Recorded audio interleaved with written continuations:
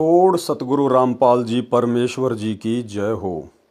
परम पिता परमात्मा सारी सृष्टि के रचनहार कुल मालिक असंख्य ब्रह्मांडों के स्वामी जगत गुरु तीनों लोकों में प्रवेश करके सबका भरण पोषण करने वाले राजाधिराज आत्माधार नाथों के नाथ देवों के देव महादेव सर्वेश्वर महेश्वर मृत्युंजय अजरो अमर आदि अनादि सनातनी प्रभु जगत पिता जगदीश्वर श्री श्री 1008 की उपाधि के वास्तविक अधिकारी अकाल मूरत शब्द स्वरूपी राम वासुदेव सर्वगतम ब्रह्म परम पूज्य प्रथम पूज्य परम संत परम पुरुष परम धनी परम दयालु सत्य कबीर हक्का कबीर अल्लाहु अकबर बाखबर अल्लाह ताला जगत के तारणहार जगत के मुक्तिदाता जगत के जगन्नाथ हारे के सहारे हिंदुओं के राम मुसलमानों के अल्लाह सिखों के वाहिगुरु ईसाइयों के मसीह दया के सागर दयानिधि करुणा के सागर करुणानिधि स्वयंभू परिभू संकट मोचन कष्ट हरण मंगल करण दुख भंजन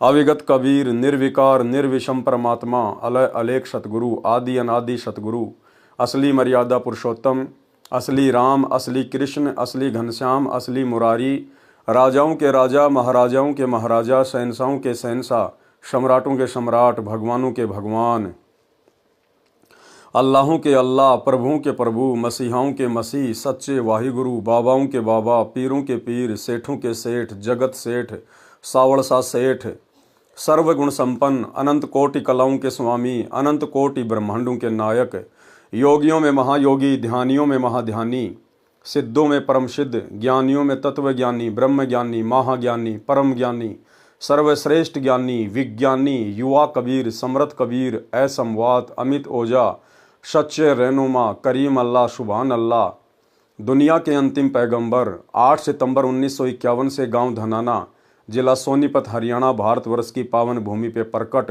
रियल कल की भगवान श्री नारायण साकार हरि शब्द स्वरूपी राम संत श्रोमणी सतगुरु रामपाल जी परमेश्वर जी के चरण कमल में साध संगति से जुड़े हुए हम सभी देश विदेश में बैठे हुए सत्सेवक भाई बहनों की तरफ से अनंत कोटि दंडवत प्रणाम।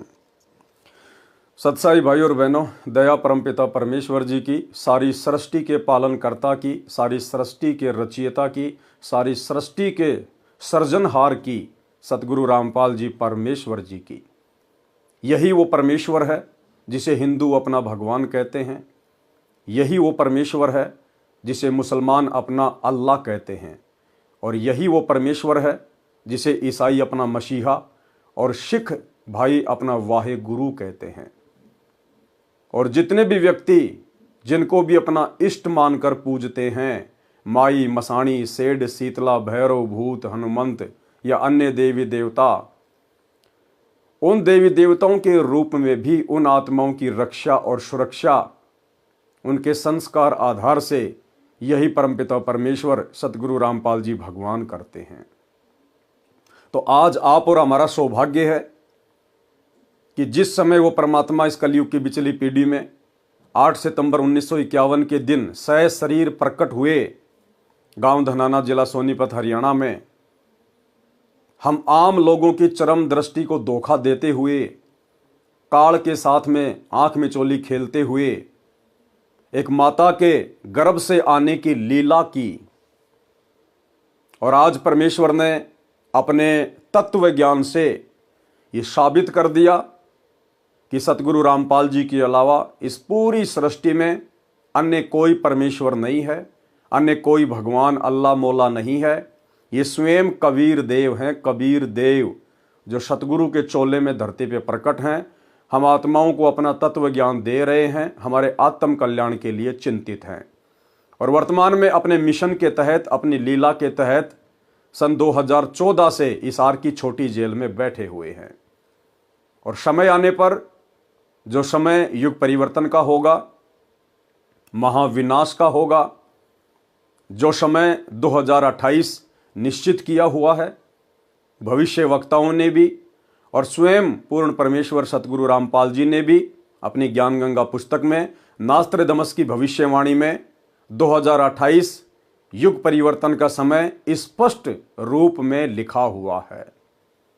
तो उस समय भाई और बहनों, इसी परमेश्वर को, सतगुरु रामपाल जी को, जिन्हें दुनिया आज भूल बैठी है अपनी आध्यात्मिक अज्ञानता के चलते, इसी परमेश्वर को आने वाले युग परिवर्तन के समय में, जब हर प्रकार से देश दुनिया में त्राहिमाम मचा होगा, हर देश में युद्ध, गृह युद्ध, महायुद्ध जैसी स्थितियां, अन्य प्राकृतिक आपदाएं, बाढ़, भूकंप, अनावृष्टि, अतिवृष्टि, ओलावृष्टि, उस समय देश दुनिया के लीडर, देश दुनिया के नेता अपने आप को बचाने के लिए, अपने देश को बचाने के लिए, देशवासियों को बचाने के लिए इसी परमपिता परमेश्वर सतगुरु रामपाल जी के घुटनों में, इसी परमपिता परमेश्वर सतगुरु रामपाल जी के चरणों में अपने घुटने टेकेंगे और बाइज्जत अपने कंधों पर बैठाकर ढोल नगाड़े बजाते हुए स्वागत के साथ उन्हें हिसार जेल से बाहर लेके आएंगे।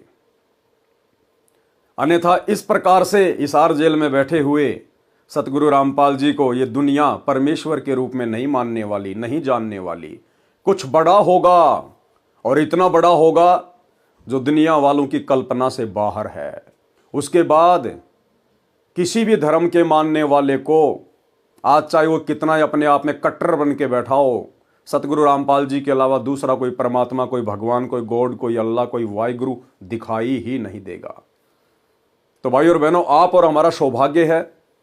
दुनिया जिस कल की भगवान को यूट्यूब पर ढूंढ रही है, दुनिया भर के नकली कल की आए दिन अपने आप को कल की घोषित करते रहते हैं और यूट्यूब चैनल पर इंटरव्यू के दौरान अपनी बेइज्जती करवा करवा के अपने घर को लौट जाते हैं।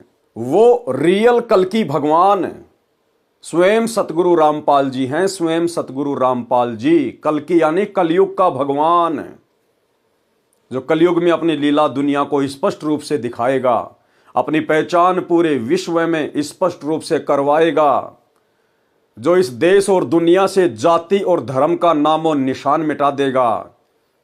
केवल सबकी जाति एक ही होगी, जीव हमारी जाति है और मानव धर्म हमारा हिंदू, मुस्लिम, सिख, ईसाई धर्म नहीं कोई न्यारा, जो देश दुनिया की सरहदों को मिटा देगा। पूरे विश्व में जितने भी देश हैं, जितनी भी आर्मी लगी हुई है, ये परमेश्वर सारी सेना को वहां से हटवा देंगे, पूरे विश्व को एक कर देंगे। कोई किसी का दुश्मन नहीं होगा, कोई किसी का शत्रु नहीं होगा, कोई किसी की जमीन पर या देश पर किसी भी प्रकार का कोई आक्रमण नहीं करेगा, कब्जा नहीं करेगा। सभी को अपने परमपिता परमेश्वर का पता चल जाएगा। ये मनुष्य जन्म प्राप्त करने के मकसद का पता चल जाएगा कि ये मनुष्य जन्म हमें इन जमीन के टुकड़ों के लिए मार काट करने के लिए नहीं मिला। ये मनुष्य जन्म हमें मोक्ष प्राप्ति के लिए मिला है और मोक्ष प्राप्त करवाने वाला भगवान केवल सृष्टि में एक ही है, जो वर्तमान में हरियाणा में गांव धनाना, जिला सोनीपत में सतगुरु रामपाल जी के रूप में सशरीर प्रकट हैं। क्योंकि ये स्वयंभू परमात्मा है, ये किसी माँ के गर्भ से जन्म लेके नहीं आता। लीला ये परमात्मा कुछ भी कर सकता है, हम जीवात्माओं की चरम दृष्टि को धोखा देते हुए। लेकिन ये परमेश्वर था, परमेश्वर है और परमेश्वर रहेगा। तो आप और हम भाई बहनों का सौभाग्य, दुनिया जिसे ढूंढ रही है लेकिन आंखों के सामने है, पहचान नहीं रही, मान नहीं रही, और आप और हम भाई बहनों को उनकी शरण मिल चुकी है। हमें उस कल की भगवान की पहचान हो चुकी है। हम उसके चरणों में आकर समय रहते अपना बचाव कर रहे हैं, अपनी सुरक्षा कर रहे हैं, ताकि आने वाले विनाशकारी समय में हमारा बाढ़ भी बाका ना हो सके। तो ये आप और हमारा परम सौभाग्य है। तो भाई और बहनों, कबीर सागर के सरलार्थ के ऊपर वीडियो बनाने की श्रृंखला जारी है। इसी श्रृंखला में आज हमारा ये 43 नंबर का वीडियो है। प्रत्येक वीडियो में सतगुरुदेव भगवान हमें कुछ न कुछ शिक्षा अवश्य उपलब्ध करवाते हैं, जिस आध्यात्मिक गूढ़ जानकारी को जानकर समझकर आप और हमारा आत्मविश्वास, दृढ़ता गुरुदेव भगवान के चरणों में दृढ़ होती रहती है। तो चलिए आज हम आगे बढ़ते हैं। गुरुदेव भगवान के कर कमल से लिखित पवित्र पुस्तक कबीर सागर का सरलार्थ, पेज नंबर है 386, अध्याय जैन धर्म बोध का सारांश। यानी जैन धर्म की शुरुआत कहां से हुई है, किसने की थी, और जैन धर्म वर्तमान में क्या है, क्या उसमें मोक्ष प्राप्त किया जा सकता है या बिल्कुल पाखंड चल रहा है अन्य धर्मों की तरह। कुछ विस्तृत जानकारी और संक्षेप में गुरुदेव भगवान हमें उपलब्ध करवा रहे हैं। अध्याय जैन धर्म बौद्ध का सारांश। कबीर सागर में 31वां अध्याय जैन धर्म बौद्ध, पेज नंबर 45, 1389 पर है। परमेश्वर कबीर जी ने जैन धर्म की जानकारी इस प्रकार बताई है। अयोध्या का राजा नाभिराज था, उसका पुत्र ऋषभ देव था जो अयोध्या का राजा बना। हिंदू धर्म से संबंधित भाई बहनों को केवल नॉर्मल सी जानकारी है कि पहले राजा खड़ग था, फिर राजा दलीप था, फिर राजा दशरथ था, फिर उसका बेटा रामचंद्र आया। बस केवल इतनी जानकारी है। गुरुदेव भगवान कह रहे हैं कि अयोध्या का राजा नाभिराज था। नाभिराज, उसका पुत्र था ऋषभदेव। ऋषभदेव जो सतयुग में अयोध्या का राजा बना। जिस समय श्री रामचंद्र जी के दादा परदादाओं का जन्म भी नहीं हुआ था, उस समय ऋषभदेव अयोध्या का राजा था। जिस ऋषभदेव को जैन धर्म का प्रथम तीर्थंकर माना जाता है, वो है ऋषभदेव। जो ऋषभदेव फिर आगे चलकर अयोध्या का राजा बना था। अयोध्या का राजा नाभिराज था, उसका पुत्र ऋषभदेव था जो अयोध्या का राजा बना। धार्मिक विचारों के राजा थे, जनता के सुख का विशेष ध्यान रखते थे। 2 पत्नी थी, कुल 100 पुत्र तथा 1 पुत्री थी। बड़ा पुत्र भरत था। कबीर परमेश्वर जी अपने विधान अनुसार अच्छी आत्माओं को मिलते हैं। उसी गुण अनुसार ऋषभदेव के पास एक ऋषि रूप में गए, अपना नाम कबीर ऋषि बताया, उनको आत्मबोध कराया, शब्द सुनाया। मन तू चल रे सुख के सागर, जहां शब्द सिंधु रत्नागर, जो आप जी ने पढ़ा आत्मबोध के सारांश में, पेज नंबर 373 374 पर। देखो भाइयों और बहनों, परमेश्वर की पहचान हमने करनी पड़ेगी। परमेश्वर केवल संकेत ही करेगा कि वर्तमान में आपके गुरुदेव भगवान कौन हैं, आपके सतगुरु कौन हैं। क्या कह रहे हैं परमात्मा कि जब राजा ऋषभदेव को कबीर परमात्मा मिले, अपना नाम बताया कबीर ऋषि, उनको आत्मबोध कराया और फिर क्या बताया, उनको शब्द सुनाया। राजा ऋषभदेव को कबीर परमेश्वर ने एक शब्द सुनाया। कौन सा शब्द? मन तू चल रे सुख के सागर, जहां शब्द सिंधु रत्नागर। अब ये बात भला कौन से शास्त्र में लिखी हुई है? ये बात ना तो आपको जैन धर्म के किसी भी शास्त्र में मिलेगी, ना हिंदू धर्म के किसी शास्त्र में मिलेगी, ना अन्य किसी धार्मिक पुस्तक में मिलेगी। ये बातें कौन बता सकता है कि जब कबीर परमात्मा सतयुग में राजा ऋषभदेव को मिले भक्ति समझाने के लिए, आत्मबोध करवाने के लिए, तो उन्होंने क्या सुनाया था, कौन सा शब्द गाकर सुनाया था? ये गूढ़ जानकारी केवल वही बता सकता है जो सतयुग में राजा ऋषभदेव को कबीर ऋषि के नाम से मिला था। तो कौन बता रहे हैं आज? सतगुरु रामपाल जी। कौन हुए सतगुरु रामपाल जी? स्वयं कबीर परमेश्वर।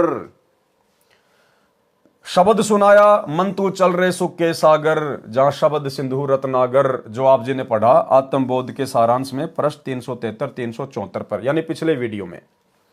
यह सत्संग सुनकर राजा ऋषभदेव जी की आत्मा को झटका लगा, जैसे कोई गहरी नींद से जागा हो। ऋषभदेव जी के कुल गुरु जो ऋषिजन थे, उनसे परमात्मा प्राप्ति का मार्ग जानना चाहा। उन्होंने ओम नाम तथा हठयोग करके तप करने की विधि दृढ़ कर दी। राजा ऋषभदेव को परमात्मा प्राप्ति करने तथा जन्म मरण के दुखद चक्कर से छूटने के लिए वैराग्य धारण करने की ठानी। अपने बड़े बेटे भरत जी को अयोध्या का राज्य दे दिया।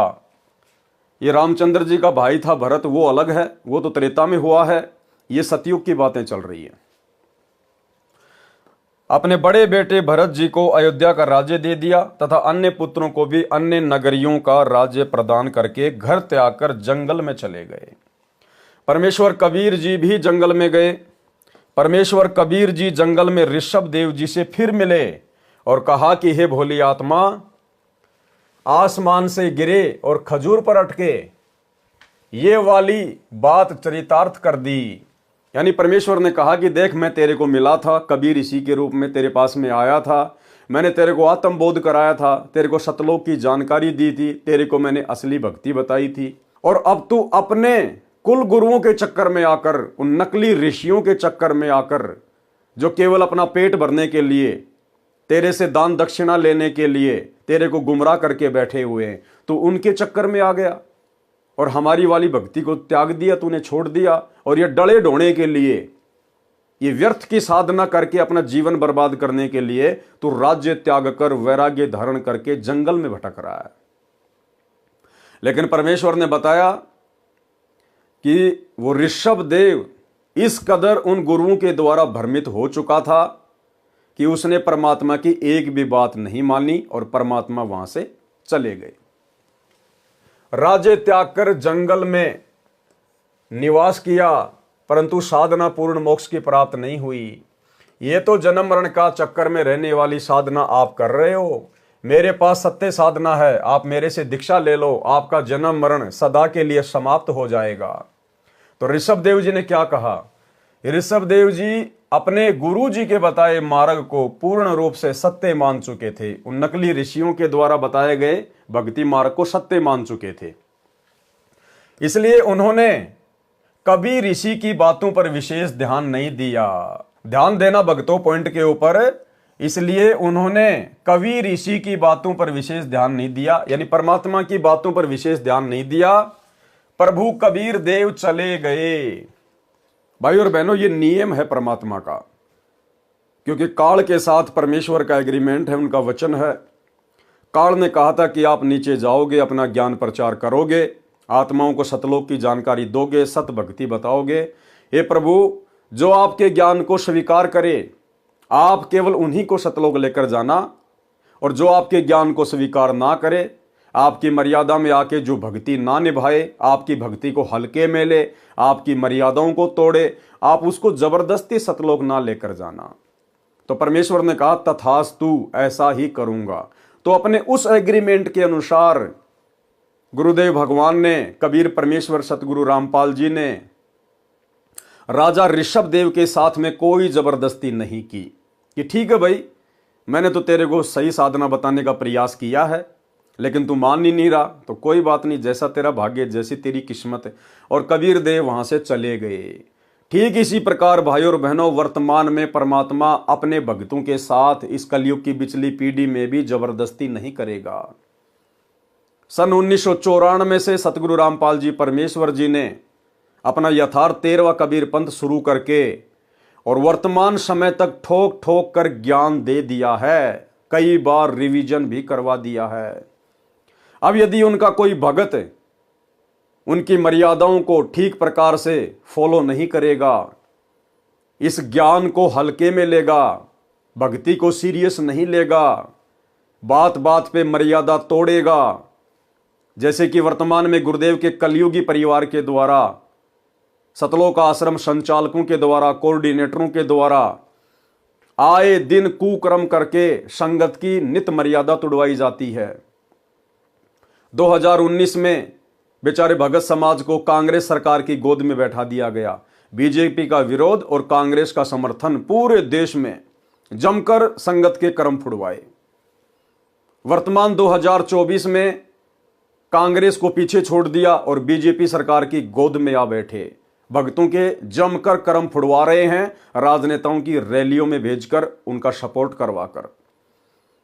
धनाना गांव में अपने धनाना आश्रम को सही प्रकार से चलाने के लिए, ताकि गांव वाले विरोध ना करें, हमारा धार्मिक धंधा कहीं बंद ना हो जाए, धनाना गांव के बच्चों की फरमाइश पर भगत समाज के ज्योति पाठ और दान के पैसों से तकरीबन 1 करोड़ रुपए की लागत का बैडमिंटन का स्टेडियम बना दिया।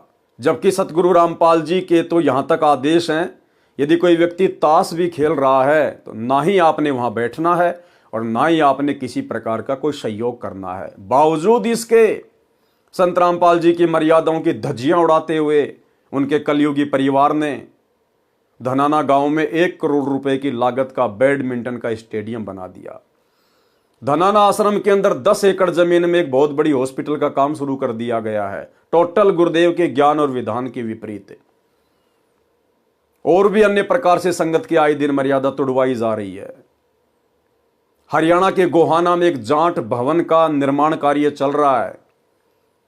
ऊपर का 5वां फ्लोर बनाने का पूरा जिम्मा सतगुरु रामपाल जी के बड़े बेटे वीरेंद्र पाल ने ले लिया, जिसमें तकरीबन 1 करोड़ रुपए की लागत लगेगी। भगत समाज के जमकर कुपात्रों को दान धर्म देकर कर्म फुड़वाए जा रहे हैं। तो भाई और बहनों, परमात्मा वर्तमान में कुछ नहीं बोलेगा।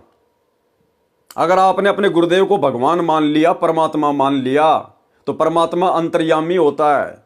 हम रोज संध्या आरती में पढ़ते हैं लास्ट में, अंतर्यामी एक तुम आत्म के आधार, और जो तुम छोड़ो हाथ तो मोए कौन उतारे पार। तो हमारे गुरुदेव भगवान अंतर्यामी हैं, क्योंकि ये परमेश्वर हैं। इन्हें सब कुछ दिखाई दे रहा शीशे की तरह कि मेरी संगत में कौन मर्यादा तोड़ रहा है और कौन मेरे वचनों पर चल रहा है। लेकिन ये परमेश्वर एक आम संत की लीला करते हुए जैसे उन्हें कुछ पता ही नहीं है, जैसा उनको हिसार जेल में जाकर बताया जाता वे वैसा ही करते हैं, वे वैसा ही जवाब देते हैं। और परमेश्वर कुछ नहीं कह रहा अपने परिवार को, किसी भी प्रकार की उन्हें डांट नहीं मार रहा, उन्हें कोई भला बुरा नहीं कह रहा। हाँ, बीच बीच में हिसार जेल से आने वाले सत्संगों में इनकी नालायकियों का, इनके मनमाने आचरण का, इनकी बकवादों का वे संगत को समझाने की दृष्टि से संकेत अवश्य करते हैं।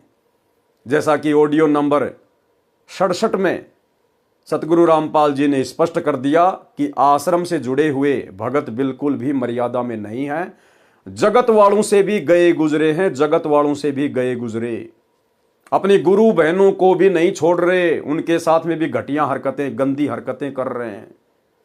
और स्पष्ट कर दिया गुरुदेव ने कि तुम पक्के काल के एजेंट बन चुके हो, पक्के काल के एजेंट। ये 2 मिनट की ऑडियो सुन लीजिए। विचार करना होगा कि हम कौन है, कहां से आए। आपस में खेचातानी रखते हो अभी भी भगत हो गए। अच्छे इंसान तो जगत वाले बिना करते ऐसा जैसे भगत कर रहे हैं। अच्छे इंसान तो जगत वाले बिना करते ऐसा जैसे भगत कर रहे हैं। अच्छे इंसान तो जगत वाले बिना करते ऐसा जैसे भगत कर रहे हैं। किसी को छोटी सी सेवा दे देते, कोऑर्डिनेटर बना दिया, उन्होंने सोचा मैं खुदा बन गया। और इतना शिक्षा तो पड़े, मजदूर बनो सीखो, मजदूर। और कई देखा है कि कोऑर्डिनेटर या जिसकी जो भी व्यवस्था लगाई जाए तो व्यवहार भी ठीक नहीं करते, धमकान लग जाते, पुरकान लग जाते। और कुछ ऐसी भी शिकायतें आई हैं जो बहन बेटियों के साथ गलत मैसेज भी डालते। तो वो दुष्ट लोग ना तो कोऑर्डिनेटर के योग्य है, ना वो भगत के योग्य। और कुछ ऐसी भी शिकायतें आई हैं जो बहन बेटियों के साथ गलत मैसेज भी डालते।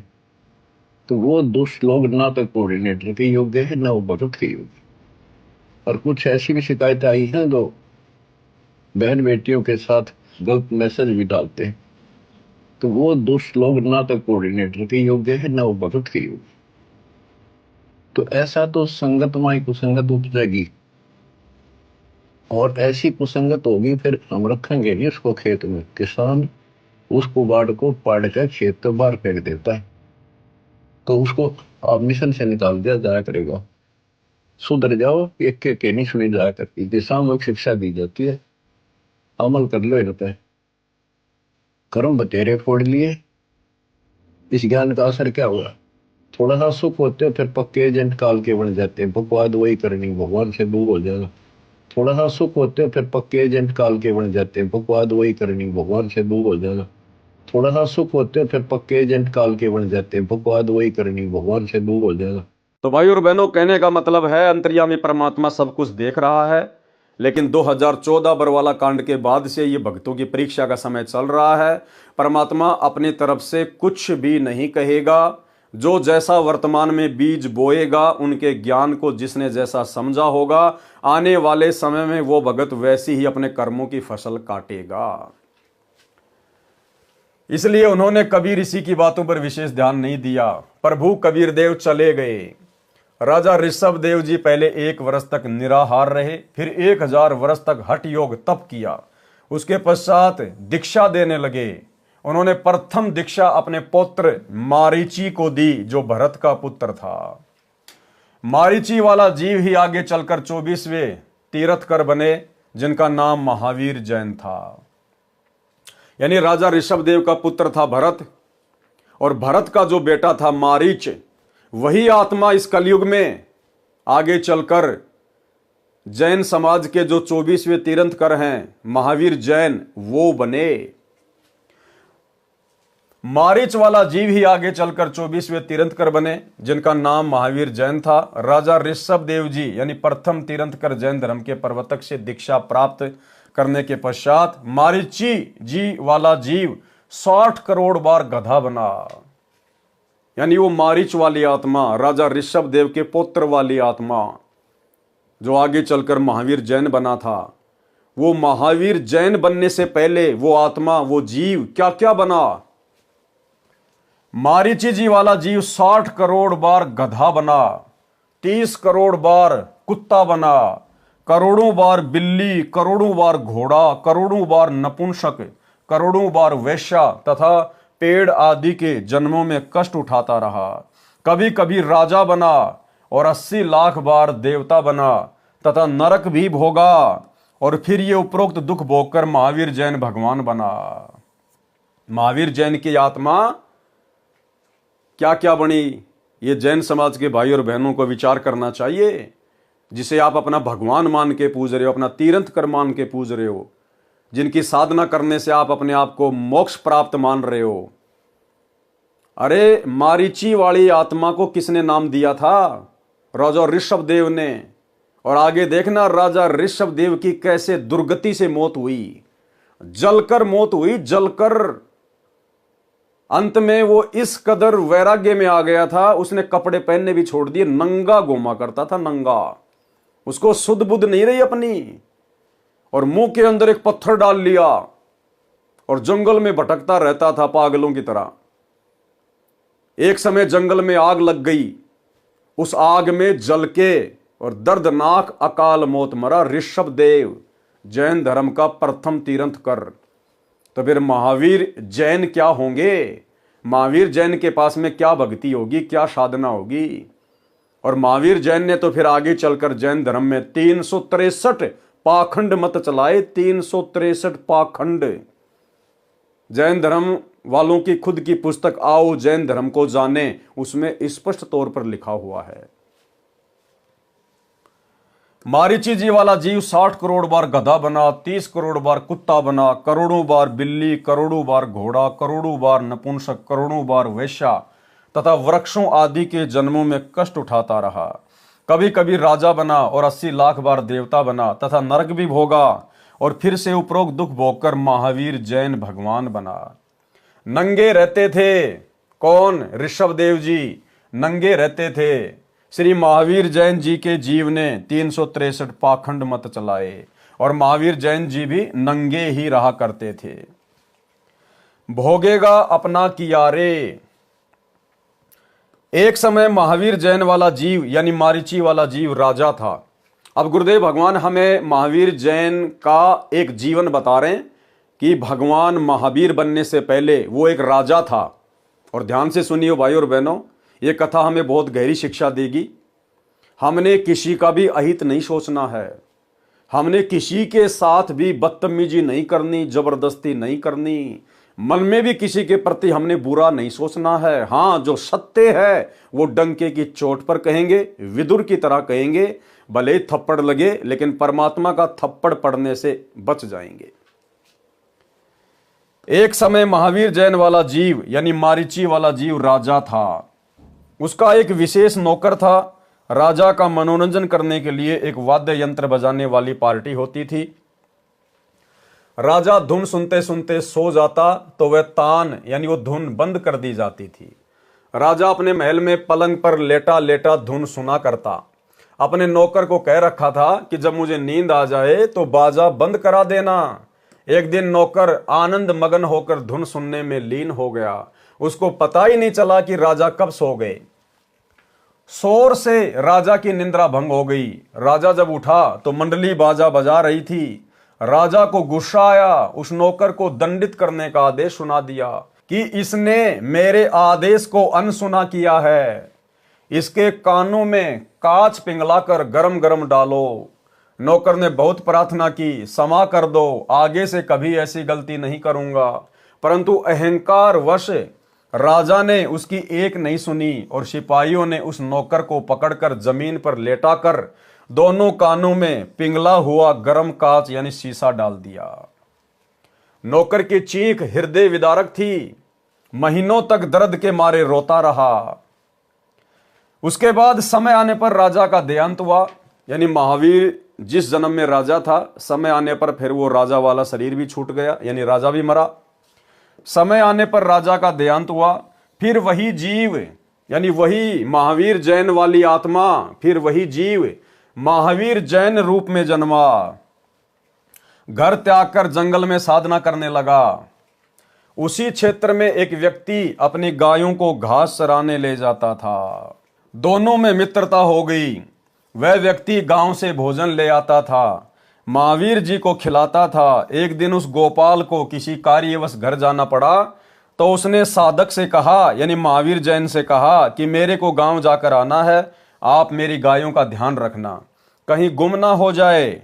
महावीर जी ने आश्वासन दिया कि आप निश्चिंत होकर जाओ, मैं ध्यान रखूंगा। महावीर जी साधना करने लगे, उनको ध्यान नहीं रहा। गायें दूर जंगल में चली गई। जब वह ग्वाला आया और साधक से पूछा कि मेरी गायें कहाँ हैं, तो साधक निरुत्तर हो गए और कारण बताया कि मैं साधना में लगा था और ध्यान नहीं रहा।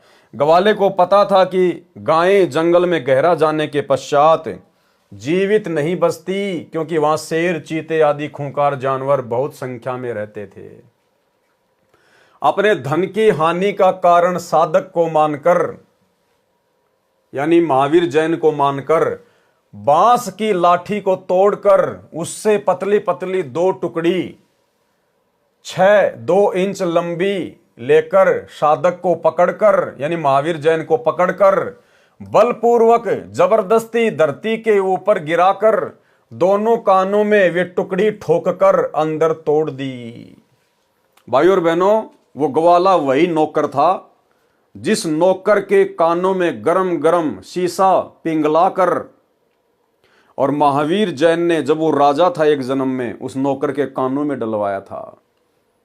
परमात्मा कहते हैं, बदला कहीं ने जात है 3 लोक के माही। तुमने उस दरगाह का महल नहीं देखा, धर्मराज के तिल तिल का लेखा। साधक बुरी तरह से चिल्लाता रहा, महावीर जैन बुरी तरह से चिल्लाता रहा। वह ग्वाला चला गया, फिर उधर कभी नहीं गया। 1 महीने के पश्चात दैव योग से एक वैद्य किसी औषधि की खोज करता करता गया, तो महावीर जैन की पीड़ा का पता चला। अब भाइयों और बहनों, वो दैव योग क्या था? स्वयं कबीर परमात्मा सतगुरु रामपाल जी, क्योंकि परमात्मा चाहने वाली आत्मा ही इस प्रकार की भक्ति करती हैं, तप करती हैं, जब तक उनको सत्य ज्ञान नहीं होता। तो अपनी आत्माओं की पीड़ा, उनका दर्द स्वयं कबीर परमात्मा ही सुनता है, वही परमेश्वर महसूस करता है। तो कबीर परमेश्वर सतगुरु रामपाल जी एक वैद्य का रूप बनाकर और जंगल में जड़ी बूटियां लेने के बहाने उस महावीर जैन के पास में पहुंच गए, और परमेश्वर ने उसकी वो लकड़ियां जो कानों में फंसा रखी थी, तोड़ रखी थी, परमेश्वर ने वो लकड़ियां निकाली, दवाइयां लगाई, औषधि लगाई, तब कहीं जाकर महावीर जैन धीरे धीरे धीरे धीरे ठीक हुआ। 1 महीने के पश्चात दैव योग से एक वैद्य किसी औषधि की खोज करता करता गया, तो महावीर जैन की पीड़ा का पता चला। उसने साधक के कानों से वे फाटकी निकाली, तो लकड़ी की सड़ी, यानी बांस के फटने से उसमें पतली पतली सुई जैसी नुकीली सीख बन जाती हैं, उनको सली कहते हैं। कानों को चीरती हुई बाहर आई, रक्त व मवाद की पिचकारी लगी और साधक की किलकारी निकली। महावीर जैन रोने लगा बुरी तरह से, यानी महावीर जी बुरी तरह चिल्लाए। वैद्य ने उपचार किया, कई महीनों में पीड़ा ठीक हुई, परंतु बहरे हो गए और मृत्यु हो गई। फिर अन्य जीवन भोग कर फिर महावीर जैन बने। उसके बाद वही आत्मा फिर कई जन्मों के बाद में और जैन समाज के 24वें तीर्थंकर महावीर जैन के रूप में उन्होंने जन्म प्राप्त किया। तो भाइयों और बहनों, कितनी गहरी शिक्षा है। ये वर्तमान में जितने भी भाई बहन हैं किसी भी धर्म के हैं, और ये जो मांस खाते हैं किसी भी प्राणी का, किसी भी जीव का, क्योंकि सबके अंदर परमात्मा की आत्मा है, परमात्मा की रूह है, ये सूनी नहीं है। इनको आप ऐसे ना समझो कि इनका रखवाला कोई नहीं है, इन सब का रखवाला परमात्मा है, वो पल पल देख रहा है। और ये घटना जो आप या आपने पढ़ी, शिक्षा आपको मिल गई होगी। आज जो भी व्यक्ति जैसा भी कर्म कर रहा है, अगले जन्मों में कभी न कभी उस व्यक्ति को अपने उस कर्म का बदला अवश्य देना पड़ता है। आज जो व्यक्ति भले बकरे काट रहा है या बकरे खा रहा है, जितने उसने बकरे काटे हैं, जितने उसने बकरे खाए हैं, अगले जन्मों में वो बकरे बनेंगे इंसान। अगर काटा है तो बकरा बनेगा कसाई, और कसाई का इसी प्रकार से गला काटेगा। यदि कोई बकरा खाता है, मुर्गा खाता है, तीतर बटेर कोई भी जानवर खाता है, अगले जन्मों में वो व्यक्ति बनेगा पशु, जानवर। और जो वर्तमान में खा रहा है वो व्यक्ति फिर कसाई से इसी प्रकार से उनको कटवा कटवा के खाएगा। तो भाइयों और बहनों, ये भयंकर दुर्गति है। ये कर्मों का जो सिलसिला है ये बहुत भयंकर है, और इस कर्मों के सिलसिले को ना तो ब्रह्मा विष्णु महेश समाप्त कर सकते। ब्रह्मा विष्णु महेश के, इनके अवतारों के, राम और कृष्ण के खुद के कर्म भी नहीं कटते, इनको भोगने पड़ते हैं। फिर भला इनकी भक्ति साधना करने से हमारे कैसे कट जाएंगे। श्री रामचंद्र जी त्रेता युग में आए, उन्होंने पेड़ की ओट लेकर धोखे से सुग्रीव के भाई बाली की हत्या की। द्वापर युग में श्री रामचंद्र जी को वो बदला चुकाना पड़ा। द्वापर युग में श्री रामचंद्र जी जन्मे श्री कृष्ण जी के रूप में, और सुग्रीव का भाई बाली एक शिकारी के रूप में जन्मा। और अंत में उसी प्रकार जब श्री कृष्ण जी एक पेड़ के नीचे सोए हुए थे, पैर पे पैर रख के, उनके पैर में एक पदम था जो चमका करता था, और वो बाली जो शिकारी बना हुआ था वो जंगल में गया हुआ था, पूरा दिन उसको शिकार नहीं मिला। अंत में उसने देखा कि एक कोई वस्तु चमक रही है, झाड़ियां थी, पेड़ के पत्ते थे, तो उसने सोचा कि ये कोई जानवर है, कोई हिरण है, और इसकी आंख चमक रही है सूर्य के प्रकाश से, और यदि मैं आवाज करूंगा, शोर करूंगा तो हो सकता है ये भाग जाएगा, और आज पूरा दिन हो गया शिकार मुझे मिला नहीं। तो हिरण की आंख समझकर श्री कृष्ण जी के उस पद्म वाले पैर में उस बाली वाली आत्मा ने, उस बालिया नाम के शिकारी ने तीर मार दिया, जहरीला, जहर से बुझा हुआ तीर। श्री कृष्ण जी की तड़प तड़प कर मृत्यु हो गई। तो जब ये तीन लोक के भगवान ही अपना कर्म नहीं काट सकते तो अपने भक्तों का कहां से काट देंगे। तो भाई और बहनों, ये कुकर्म करने से बचिए। परमात्मा धरती पर है। आप ये जितने भी कुकर्म कर रहे हैं आप अपनी अज्ञानता में कर रहे हैं। आप जिस भी धर्म से जुड़े हुए हैं, आपका जो भी धर्मगुरु है उसको कंप्लीट ज्ञान नहीं है, उसको तत्व ज्ञान नहीं है, शास्त्रों की, धर्म की, कर्म की जानकारी नहीं है। वो केवल अपने स्वार्थ के लिए आपका गुरु बना बैठा है। ऐसे स्वार्थियों से, ऐसे नकलियों से बाहर निकलो। सतगुरु रामपाल जी के यूट्यूब पर सत्संग सुनो, और भाई समय रहते इनके ज्ञान को स्वीकार करो, इनकी शरण में आ जाओ। अन्यथा ये बदला जो कर्म आज आप कर रहे हो ये बहुत भयंकर तरीके से इनका निपटारा करना पड़ेगा, बहुत दुखी हो जाओगे।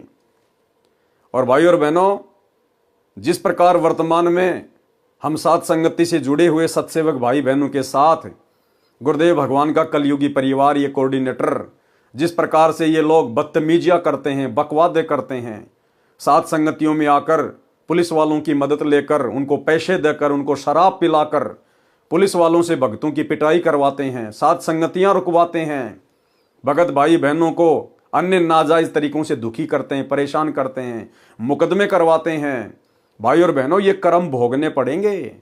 अरे तुम्हें तो गुरुदेव ने ज्ञान दे दिया, धर्म कर्म की जानकारी बता दी, संचित कर्म क्या है, स्वतंत्र कर्म क्या है, प्रारब्ध कर्म क्या है। उसके बावजूद भी आप लोग बकवाद कर रहे हो, अपने गुरुदेव भगवान के यथार्थ मिशन में काल प्रेरणा से टांग अड़ा रहे हो। ये कर्म आप लोगों को आने वाले समय में इसी जन्म में भोगने पड़ेंगे, इसी जन्म में। ये विधान है परमात्मा का। ये भगवान, ये कबीर देव, सतगुरु रामपाल जी किसी का सागा नहीं है। आप रोजाना नित्य नियम करते हो लेकिन वाणियों का ध्यान नहीं, आपको क्या बोल जाते हो, वाणियों का अर्थ क्या है। परमात्मा कहते हैं परम शक्ति संगीतम रिद्धि सिद्धि दाता सोही अविगत गुण अतीतम सत्य पुरुष निर्मोही। सत्य पुरुष कौन? सतगुरु रामपाल जी। निर्मोही, उनको किसी का मोह व्याप्त नहीं है। जैसा जीव करेगा वैसा ही परिणाम भोगना पड़ेगा। तो भाई अपनी दुर्गति मोल मत लीजिए जबरदस्ती। गुरुदेव भगवान से अपने कुकर्मों की माफी मांगिए। जो कुकर्म आप सतलोक आश्रमों से जुड़े हुए भाई बहनों ने, गुरुदेव भगवान के कलयुगी परिवार ने, इन कोऑर्डिनेटरों ने 2014 बरवाला कांड के बाद से भगत समाज की मर्यादा तोड़वा कर किया है और साध संगति से जुड़े हुए भाई बहनों को नाजायज परेशान करके किया है। आप लोगों ने तो अपने सिर पर पाप कर्मों की गठरी बांध ली है। हल्का करना चाहते हो तो फिलहाल समय है, गुरुदेव भगवान से क्षमा याचना मांग लो। इन बकवादों से दूर हट जाओ, इन आश्रमों से दूर हट जाओ। साथ संगति से जुड़कर ज्ञान को आधार बनाकर, गुरु को भगवान बनाकर और घर को आश्रम बनाकर भक्ति कर दो, वरना दुर्गति तुम्हारे दरवाजे पर दस्तक दे चुकी है। महावीर जैन जी ने 363 पाखंड मत चलाए, यानी मनमाना आचरण। महावीर स्वामी ने जो भक्ति बताई, जो आज वर्तमान में पूरा जैन समाज कर रहा है, उस भक्ति का किसी भी शास्त्र से कोई मेल नहीं है, केवल पाखंड है, पाखंड मत। महावीर जैन जी ने 363 पाखंड मत चलाए और खुद जैन धर्म की पुस्तक आओ जैन धर्म को जाने, उसमें स्पष्ट तौर पर लिखा हुआ है कि महावीर जैन ने 363 पाखंड मत चलाए। जो वर्तमान में जैन धर्म में पाखंड मत वाली साधना चल रही है, इस कथा से शिक्षा मिलती है। देखो क्या कह रहे हैं गुरुदेव भगवान, इस कथा से शिक्षा मिलती है जो अपनी शक्ति का दुरुपयोग करके किसी को तंग करता है तो उसका बदला भी उसको कभी न कभी देना पड़ता है। तो भाई सतलोक आश्रम मैनेजमेंट हरियाणा ने अपनी शक्ति का नाजायज दुरुपयोग किया है, सत्सेवकों को दुखी करके, मार पिटाई करके, मुकदमे लगवा के। भाई भोगना पड़ेगा, ये परमात्मा का विधान है। इसलिए कभी अपनी शक्ति का दुरुपयोग ना करें। अब ऋषभ देव जी की कथा सुनाता हूं। ऋषभ देव निवस्त्र रहने लगे, नंगे होकर जंगल में घूमने लगे ऋषभ देव, क्योंकि उनको अपनी स्थिति का ज्ञान नहीं था।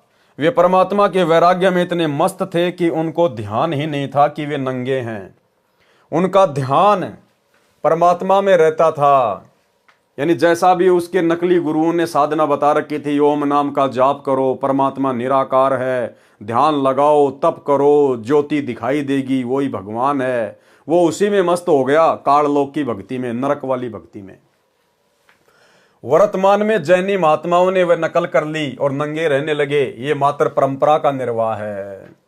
ये जैन समाज में जो लोग नंगे रहकर साधना करते हैं, जो इनके साधु हैं, ये वहां से ये रोग लगा है। अरे वो ऋषभ देव तो नंगा इसलिए रहता था क्योंकि वो तो एक प्रकार से पागल हो चुका था।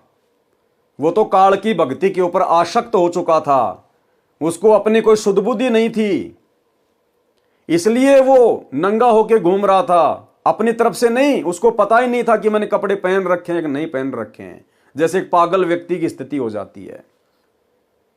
और वर्तमान के जैन साधुओं ने उसी बात को लेकर कि ऋषभ देव जी नंगे होकर जंगल में साधना करते थे, उसी बात को पकड़ लिया और पशु की तरह नंगे होके घूमते रहते हैं। शर्म भी नहीं है इनको।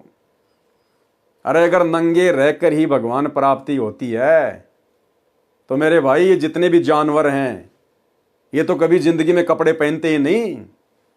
अरे तुम जैन धर्म के साधु महात्मा कम से कम अपने गुप्तांग के आगे वो पांख वगैरह तो कर लेते हो, वो चवर वगैरह तो तुम जो है लगा लेते हो।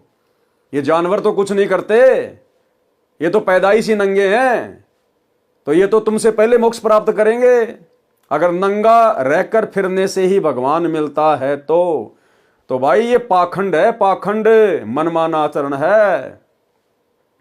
इस प्रकार नंगा रहकर घूमने से परमात्मा प्राप्ति नहीं होती। हमें परमेश्वर ने मनुष्य जन्म दिया है, हम जानवर नहीं है, पशु नहीं है। और ये मनुष्य जन्म क्यों दिया है? ताकि हम जानवरों जैसी हरकतें ना करें। हमें परमेश्वर ने विशेष बुद्धि दी है। शरीर को ढकने के लिए परमेश्वर ने कपड़े बनवाए हैं। ये बुद्धि केवल इंसान के पास है और उसके बावजूद भी यदि जानबूझकर आप पशु तुल्य ही रहना चाहते हैं तो भाई ये तो आपकी अपनी मर्जी है। बाद में जाओगे कहां? जैसे ऋषभ देव जी गए वहीं तुम जाओगे। वर्तमान के जैनी महात्माओं ने वह नकल कर ली और नंगे रहने लगे। ये मात्र परंपरा का निर्वाह है। ऋषभ देव जी अपने मुख में पत्थर का टुकड़ा लेकर नग्न अवस्था में कुटक के जंगलों में दिन रात फिरते थे। एक बार बांसों के आपस में घिसने से जंगल में आग लग गई। दावानल इतनी भयंकर हुई कि सब जंगल जलकर राख हो गए। ऋषभ देव जी भी जलकर मर गए। अब बताओ, ऋषभ देव जैसी भक्ति वर्तमान में कोई भी जैनी नहीं कर सकता, कोई भी। और ऐसी भक्ति करते करते भी ऋषभ देव की ऐसी दुर्गति से मौत हुई। कौन चाहेगा ऐसी मौत? तो वर्तमान के जैनी तो समझ जाओ फिर तुम्हारा क्या होगा जब तुम्हारे जैन धर्म के प्रथम तीर्थंकर की ऐसी दुर्गति से मौत हुई है, जो भक्ति तुम कर भी नहीं सकते वर्तमान में। इतना त्याग, इतना वैराग्य तुम्हारे अंदर नहीं है। और जब ऋषभ देव की ऐसी दुर्गति से मौत हुई अंत में जलकर, तो सोचो वर्तमान का जैन समाज कहां जाएगा, जो महावीर जैन के द्वारा चलाए गए 363 पाखंड मत के आधार से भक्ति कर रहा है। ऋषभ देव जी का जीव ही बाबा आदम के रूप में जन्मा। वो ऋषभ देव की जो आत्मा थी फिर आगे चलकर वो बाबा आदम के रूप में जन्मा, जो मुसलमानों, ईसाइयों तथा यहूदियों का प्रथम पुरुष तथा नबी माना जाता है। यानी ऋषभ देव की आत्मा ही फिर आगे चलकर बाबा आदम के रूप में जन्मी। बाबा आदम के रूप में मुसलमान और ईसाई जिसे अपना बाप कहते हैं, जिसे प्रथम पुरुष कहते हैं, सभी इंसानों का बाप कहते हैं। तो भाई बाबा आदम की आत्मा उससे पहले तो ऋषभ देव के शरीर में थी। और ऋषभ देव के शरीर से पहले ना जाने गधे के शरीर में भी थी, कुत्ते के शरीर में भी थी। क्योंकि बिना सतभक्ति के तो 84 लाख योनियां ना जाने हमने कितनी बार भोग ली, कितनी बार हमने काट ली है। तो भाई ये जो जीवन चक्र है ये ना जाने कितने अरबों खरबों युगों से चलता हुआ आ रहा है, जब से हम सतलोक से बिछुड़ कर आए हैं। तो भाई इस चक्कर से बाहर निकलो, यथार्थ ज्ञान से परिचित हो जाओ। सतगुरु रामपाल जी के यूट्यूब पर सत्संग सुनना शुरू कर दो।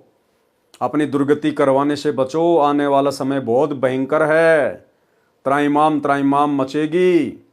जब ऋषभ देव जी अपने आप को नहीं बचा पाए तो भाई वर्तमान के जैनी अपने आप को कहां से बचा लेंगे? समझो, अभी समय है, धरती पे परमात्मा है। ऋषभ देव जी का जीव ही बाबा आदम के रूप में जन्मा, जो मुसलमानों, ईसाइयों तथा यहूदियों का प्रथम पुरुष तथा नबी माना जाता है। जैन धर्म में 2 प्रकार के साधु हैं। नंबर 1 बिल्कुल नंगे रहते हैं, जो पूर्व के महापुरुषों की नकल कर रहे हैं, यानी ऋषभ देव की जो नकल कर रहे हैं। जैन धर्म की स्त्री, पुरुष, युवा, लड़के, लड़कियां, बच्चे, वृद्ध सब उन नंगे साधुओं की पूजा करते हैं। अब भाई और बहनों, विचार करने की बात है। जो जैन धर्म से जुड़े हुए भाई बहन हैं उनको विचार करना चाहिए। आपके जैन धर्म में जितने भी नंगे साधु महात्मा हैं वो नंगे होकर क्यों फिर रहे हैं? क्यों इतनी परेशानियां उठा रहे हैं? अपने मोक्ष के लिए, अपनी आत्मा के कल्याण के लिए। इसीलिए तो वो इतना तप करते हैं, नंगे रहते हैं, ऐसी साधना कर रहे हैं। यानी जैन धर्म में उन साधुओं की तरह नंगा होकर आजीवन रहने से ही मोक्ष प्राप्त किया जा सकता है, आत्मा का कल्याण करवाया जा सकता है। और जितने भी जैन धर्म के श्रद्धालु स्त्री या पुरुष उन नंगे साधुओं के पास में जाते हैं, किस लिए? अपनी आत्मा के कल्याण के लिए, अपना मोक्ष करवाने के लिए। तो भाइयों, तुम्हारा मोक्ष हो कैसे जाएगा? अरे जब तुम्हारे गुरु, तुम्हारे साधु संत अपने मोक्ष के लिए नंगे होकर इतनी घोर तपस्या कर रहे हैं, ऐसी साधना कर रहे हैं, क्योंकि उनके अनुसार तो इसी प्रकार से मोक्ष प्राप्त किया जा सकता है। तो भाई जैन धर्म की बाकी जो स्त्रियां हैं, जो पुरुष हैं, वो भाई जींस पहनने से, सफारी सूट पहनने से, माता बहनें साड़ी पहनने से, सलवार सूट पहनकर भक्ति करने से कैसे पार हो जाएंगी? अगर जैन धर्म के उन भक्तों को भी मोक्ष प्राप्त करना है तो भाई अपने साधु संतों की तरह नंगा होके रहना पड़ेगा, नंगा होके। अन्यथा ना तो वो स्त्रियां मोक्ष प्राप्त कर सकती हैं, जो पूरे शरीर पर कपड़े पहनती हैं, ना जैन धर्म के व्यक्ति मोक्ष प्राप्त कर सकते हैं जो पूरे कपड़े पहनते हैं। क्योंकि तुम्हारे गुरु नंगे किस लिए रहते हैं? पूर्ण मोक्ष प्राप्त करने के लिए, ताकि दोबारा से जन्म मरण में ना आना पड़े, गधे कुत्ते सुअर ना बनना पड़े। तो भाई तुम लोग फिर कपड़े पहन के और उन साधुओं की सेवा करके तुम कैसे मोक्ष प्राप्त कर लोगे? अरे विधि तो वही अपनानी पड़ेगी। अगर गुरु के पेट में दर्द है और गोली खाने से ठीक हुआ है, तो भाई चेले और चेलियों को भी गोली खानी पड़ेगी जब पेट में दर्द होगा। तो जिस प्रकार से नंगे होकर तुम्हारे गुरु भक्ति कर रहे हैं, आप जैन धर्म के स्त्री पुरुषों ने भी यदि मोक्ष प्राप्त करना है तो उनकी तरह आजीवन नंगा रह के ही भक्ति करनी पड़ेगी। अन्यथा भाई ढोंग कर रहे हो, पाखंड कर रहे हो, भक्ति का ड्रामा कर रहे हो, ऐसे परमात्मा नहीं मिलेगा। फिर बिल्कुल नंगे रहते हैं जो पूर्व के महापुरुषों की नकल कर रहे हैं। जैन धर्म की स्त्री पुरुष, युवा, लड़के लड़कियां, बच्चे वृद्ध सब उन नंगे साधुओं की पूजा करते हैं। इनको दिगंबर साधु कहा जाता है। दिगंबर यानी जो शरीर पर वस्त्र नहीं पहनते उनको दिगंबर कहते हैं। इनमें स्त्रियों को साधु नहीं बनाया जाता। तो बताओ फिर स्त्रियां कैसे पार होंगी? विचारणीय विषय है कि क्या स्त्री को मोक्ष नहीं चाहिए? यदि आपका मार्ग सत्य है तो स्त्रियों को भी करो नंगा, निकालो जुलूस। सच्चाई को न मानकर मात्र परंपरा का निर्वाह करने से परमात्मा प्राप्ति नहीं होती। गुरुदेव भगवान लिख रहे हैं, क्या जैन धर्म की औरतों को मोक्ष नहीं चाहिए क्या? अगर चाहिए तो करो उनको भी नंगा और निकालो जुलूस सरेआम रोडों पर। क्योंकि तुम्हारे गुरु भी नंगे होके घूम रहे मोक्ष के लिए, तो जो साधना गुरु कर रहा है चेले चेलों ने भी तो वैसी करनी पड़ेगी। तो परमात्मा कह रहे हैं भैया फिर जैन धर्म की स्त्री और पुरुष सभी नंगे होकर और इसी प्रकार से चलो, ऐसी साधना करो जैसे तुम्हारे वो नंगे गुरु कर रहे हैं। दूसरे नंबर के जो साधु होते हैं जैन धर्म में वो हैं श्वेतांबर। दूसरे साधु श्वेतांबर हैं। वे सफेद वस्त्र, मुख पर कपड़े की पट्टी रखते हैं। इसमें स्त्रियां भी साधु हैं क्योंकि उनको कपड़े पहनने की छूट है, इसलिए औरतें भी साधु बन गई। अगर श्वेतांबर पंथ में कपड़े पहनने की छूट नहीं होती तो औरतें कभी भी साधु नहीं बनती। तो ये तो देखा देखी है, मनमाना आचरण है, पाखंड चल रहा है। मारीची जी के जीव ने प्रथम तिरंत कर ऋषभ देव जी से दीक्षा लेकर साधना की थी। जो ऋषभ देव जी की बताई साधना विधि थी, उसके परिणाम स्वरूप गधा, कुत्ता, घोड़ा, बिल्ली, धोबी, वैश्या का जीवन भोगा और स्वर्ग नरक में भटके। फिर महावीर जैन बने। महावीर जैन ने तो किसी से दीक्षा भी नहीं ली थी, यानी गुरु ही नहीं बनाया था महावीर जैन ने। उन्होंने तो मनमान आचरण करके साधना की, जिसको गीता अध्याय 16 श्लोक 23-24 में व्यर्थ बताया है। कबीर जी ने कहा है कि गुरु बिन माला फेरते, गुरु बिन देते दान, और गुरु बिन दोनों निष्फल है। भाई पूछो वेद पुराण। इसी कारण से महावीर जी का मोक्ष संभव नहीं है। महावीर जी ने अपने अनुभव से 363 पाखंड मत चलाए जो वर्तमान में जैन धर्म में प्रचलित है। 363 प्रकार के पाखंड मत, यानी 363 प्रकार की उल्टी सीधी साधना भक्ति वर्तमान के जैनियों को बताकर वे चले गए। तो भाई वर्तमान का जैन समाज तो पूरी तरह से पाखंड के ऊपर बैठा हुआ, पाखंड के ऊपर। इस साधना से तुम्हारा 7 जन्म भी मोक्ष नहीं हो सकता। और भाई और बहनों, वर्तमान में महावीर जैन की नकल कर रहा है सतलोक आश्रम मैनेजमेंट हरियाणा। सतगुरु रामपाल जी के बेटा बेटी, भाई बंधु, रिश्तेदार, आश्रमों से जुड़े हुए कोऑर्डिनेटर क्या कह रहे हैं गुरुदेव?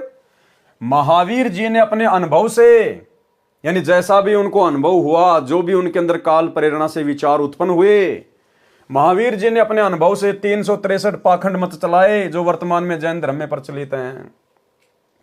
सतगुरु रामपाल जी परमेश्वर जी के द्वारा पिछले 27 वर्षों से इतना अनमोल ज्ञान देने के बाद, इतना निर्मल ज्ञान देने के बाद दाना दाना गिना दिया उन्होंने। मोक्ष क्या है, मर्यादा क्या है, भक्ति क्या है, कर्म कुकर्म क्या है, लाभ हानि क्या होती है, सावधानियां क्या हैं।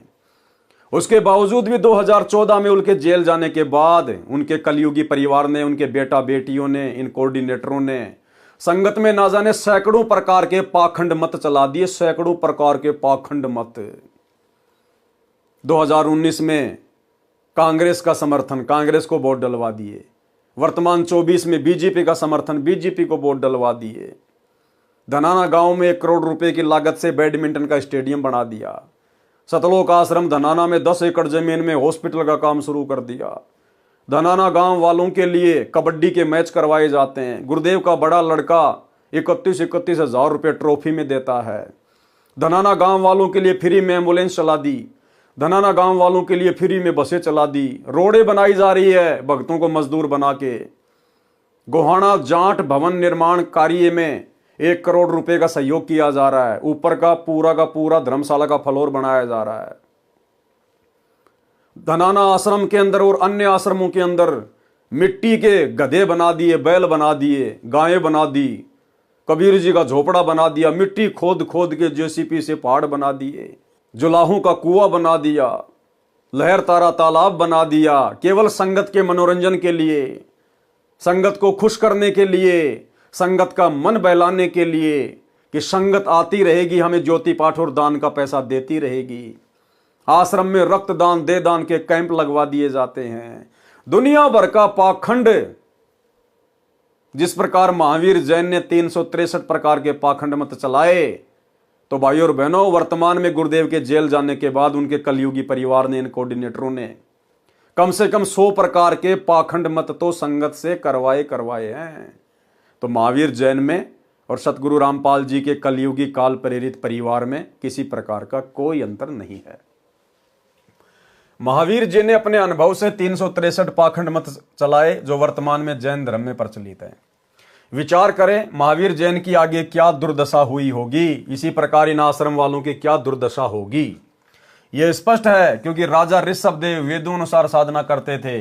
वही दीक्षा मारीची जी को दी थी। वेदोनुसार साधना करने से मारीची वाले जीव को ऊपर लिखित लाभ हानि हुई, जन्म मरण जारी है।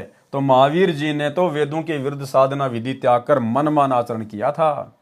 गुरु से दीक्षा भी नहीं ली थी। उनको तो शौपन में भी स्वर्ग नहीं मिलेगा, यानी सीधे नरक में गए हैं। महावीर जैन की आत्मा मरने के बाद सीधी नरक में गई है, फिर 84 लाख योनियों में। क्योंकि ये जो बातें बताई जा रही हैं किसी आम व्यक्ति, आम संत के द्वारा नहीं बताई जा रही।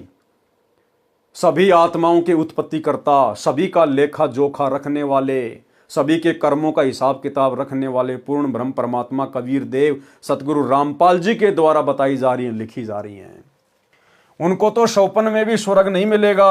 अन्य वर्तमान के जैनी भाई बहनों को क्या मिलेगा। जैनी मानते हैं कि सृष्टि का कोई कर्ता नहीं है, इस दुनिया को बनाने वाला कोई भगवान नहीं है, कोई परमात्मा नहीं है। ये अनादिकाल से चली आ रही है। नर मादा के संयोग से उत्पत्ति होती है और मरते हैं। जैनी मूर्ति पूजा में विश्वास रखते हैं, किसी परमात्मा की मूर्ति नहीं रखते। जिनको हिंदू समाज प्रभु मानता है, जैसे श्री विष्णु जी, श्री शिव जी, श्री ब्रह्मा जी या देवी जी, ये अपने तिरंत कर को ही प्रभु मानते हैं। उन्हीं की मूर्ति मंदिरों में रखते हैं। ओम मंत्र का स्वरूप तथा उच्चारण बिगाड़ कर ओंकार को रणोकार बनाकर जाप करते हैं। जो स्त्री या पुरुष श्वेतांबरों से दीक्षा लेता है, उनके सिर तथा दाढ़ी के बाल हाथों से नोच नोच कर उखाड़ते हैं। हाँ बताओ, वैसे बाल खींच खींच के पाड़ने से भगवान मिलता है क्या? कौन से शास्त्र में लिखा हुआ है? अरे ऋषभदेव जो था वो तो एक प्रकार से पागल हो गया था। उसको तो वैराग्य हो गया था। उसको शुद्ध बुद्धि नहीं थी अपनी। नंगा होके घूमता था, अपने बाल वगैरह नोचता था, पाड़ता था, जैसे कोई पागल व्यक्ति ऐसी हरकतें करता है। तो वर्तमान का जो जैन समाज है, उन्हीं से शिक्षा लेकर कि हमारे जो प्रथम तीर्थकर थे उन्होंने इस प्रकार से भक्ति की थी और वैसी भक्ति करेंगे तो ही हमारा भला होगा। ना भला उनका हुआ, ना भला आपका होने वाला। उनके सिर तथा दाढ़ी के बाल हाथों से नोच नोच कर उखाड़ते हैं। महान पीड़ा होती है। भक्ति में शरीर को अधिक कष्ट देना लाभदायक मानते हैं। इस तरह की साधना तथा विधान निराधार तथा नरकदायक है। मोक्ष तो शौपन में भी नहीं है। मोक्ष तो शौपन में भी नहीं है। अगर इस प्रकार से बाल उखाड़ने से, अरे भाई, दो औरतें किसी बात को लेके आपस में झगड़ने लगें और एक दूसरे के बालों को खींच खींच के नोच नोच के अगर पाड़ पाड़ के फेंकेंगी तो क्या उनका मोक्ष हो जाएगा? क्या ऐसा करने से क्या मोक्ष हो जाएगा? अरे भैया, इस प्रकार का त्याग तो बेचारे जानवर भी करते हैं। बकरा भी अपना गला कटवाता है। आप जैन समाज के लोग तो खाली अपने बाल ही नोच रहे हो, वो बकरा तो बेचारा अपनी गर्दन कटवा देता है। उसके तो शरीर की खाल उधेड़ी जाती है, बाल तो छोड़िए। तो क्या उसका मोक्ष हो जाएगा बकरे का? तुम तो खाली बाल ही नोचते हो, वो बकरा तो अपनी खाल नुचवा रहा है। तो भाई इस प्रकार की साधना से मोक्ष नहीं है, ये पाखंड है, पाखंड। असली तीर्थकर धरती पर सतगुरु रामपाल जी के रूप में प्रकट है। यूट्यूब पर सत्संग सुनना शुरू कर दीजिए। नहीं भाई, दुर्गति दरवाजे पे खड़ी है। जैसे मनुष्य शरीर छूटा, सीधा नरक और गधे कुत्ते की योनि जैसे महावीर जैन जी को प्राप्त हुई। इस तरह की साधना तथा विधान निराधार नरकदायक है, मोक्ष तो सौपन में भी नहीं है। जैनियों का विधान है कि सृष्टि को रचने वाला कोई नहीं है, नर मादा से उत्पन्न होते हैं, मरते रहते हैं। ये पढ़कर गीता अध्याय 16 श्लोक 8-9 याद आया। जैनी मानते हैं कि सृष्टि का कोई रचयिता नहीं है, स्त्री और पुरुष से, नर मादा से ऐसी उत्पत्ति होती है। अरे तो नर और मादा भी तो कहीं से उत्पन्न हुए होंगे। चलो तुम देख रहे हो कि बच्चे नर और मादा से उत्पन्न होते हैं, अरे तो शुरुआत में वो नर और मादा भी तो कहीं से उत्पन्न हुई होगी। वो कहां से आए थे? सबसे पहले जो नर और मादा थे उनको किसने उत्पन्न किया? जैसे आप लोग सवाल करते हो ना कि पहले मुर्गी आई या फिर अंडा आया, तो कोई कहते हैं कि पहले अंडा आया, तो लोग कहते हैं फिर बिना मुर्गी के अंडा कहां से आया। और कोई कह देता कि पहले मुर्गी आई, तो कहते हैं फिर बिना अंडे की मुर्गी कहां से आई। तो भाई तुम्हारा गोलमोल विधान है, अभी तुम्हें सृष्टि रचना का ज्ञान नहीं है। सृष्टि रचना के लिए संत रामपाल जी के यूट्यूब पर सत्संग सुनिए कि पहले मुर्गी आई या अंडा आया, पहले नर आया या मादा आई। ये सारी की सारी जानकारी आपको यूट्यूब पर सतगुरु रामपाल जी के सत्संगों में मिलेगी। सृष्टि रचना संत रामपाल जी महाराज, यूट्यूब पर जाकर इस प्रकार से सर्च करेंगे, आपको सृष्टि रचना के अनेकों वीडियो दिखाई देंगे। उनको सुनिए, परमाणु के साथ में है। गीता अध्याय 16 श्लोक 8, वे आसुरी यानी राक्षस प्रकृति वाले कहा करते हैं कि जगत आश्रय रहित है, यानी जगत को रचने वाला कोई नहीं है, जैसा कि जैन समाज वाले मानते हैं। असत्य तथा बिना ईश्वर के अपने आप केवल स्त्री पुरुष के संयोग से उत्पन्न होता है। केवल काम यानी सेक्स ही इसका कारण है, इसके सिवा क्या है। गीता अध्याय 16 श्लोक 9, इस मिथ्या ज्ञान को अवलंबन करके जिनका स्वभाव नष्ट हो गया है, जिनकी बुद्धि मंद है यानी ज्ञानहीन है, सबका बुरा करने वाले यानी भ्रमित करके गलत ज्ञान गलत साधना द्वारा अनमोल जीवन नष्ट कराने वाले, क्रूर कर्मी, सर्व बालों को नोच नोच कर उखाड़ना, निर्वस्त्र फिरना, गर्मी सर्दी से शरीर को बिना वस्त्र के कष्ट देना, व्रत करने के मकसद से कई कई दिन तक भोजन न करना, फिर संथारा द्वारा भूखे प्यासे रहकर देहांत करना, आदि आदि क्रूर कर्म है, बहुत घटिया कर्म है, निंदनीय कर्म है। ऐसे क्रूर कर्मी मनुष्य केवल जगत के नाश के लिए ही उत्पन्न होते हैं। महावीर जैन और जितने भी तीर्थंकर है, ये तो संसार के सत्यानाश के लिए पैदा हुए थे, जो एक समाज को उल्टी साधना के ऊपर लगाकर चले गए, पाखंड मत के ऊपर आधारित करके चले गए। जिस प्रकार हिंदू समाज के नकली साधु संत महात्मा, इन्होंने समाज में श्राद्ध निकलवाने शुरू कर दिए, क्योंकि जो साधना उन्होंने बताई थी उससे हमारे पूर्वज मुक्ति तो प्राप्त कर नहीं पाए। मरने के बाद कोई भूत बन गया, कोई प्रेत बन गया, कोई पितर बन गया, कोई 84 में चला गया, फिर उनके श्राद्ध निकलवाने शुरू कर दिए अपना पेट भरने के लिए।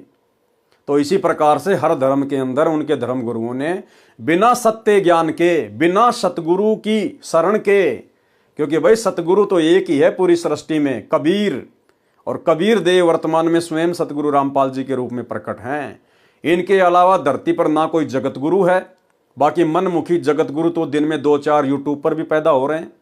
असल में संत रामपाल जी के अलावा ना तो पूरी सृष्टि में कोई ज्ञानी है, ना विद्वान है, ना जगत गुरु है, ना तत्वदर्शी है, ना कोई तीर्थंकर है, ना कोई नबी है, ना कोई अल्लाह है, और ना कोई पैगंबर है, और ना कोई आचार्य और शंकराचार्य है। अगर ये सभी प्रकार के गुण किसी में हैं तो सतगुरु रामपाल जी में हैं। इसलिए अविलंब मनुष्य के चोले में आए हुए इस पूर्ण ब्रह्म परमात्मा को पहचान कर इनके YouTube पर सत्संग सुनकर, क्योंकि ज्ञान से ही ज्ञान होगा, घर बैठे कुछ पता नहीं चलेगा। आप अपने बच्चे को भी स्कूल भेजते हो ना, किस लिए? ज्ञान करवाने के लिए। तो ज्ञान से ही ज्ञान होगा, सत्संग सुनने से जानकारी होगी। ऐ विलंब अपने परमेश्वर को पहचानिए। ये जैन धर्म का ज्ञान आपको परमेश्वर कबीर जी के बताए अनुसार लेखक ने बताया है।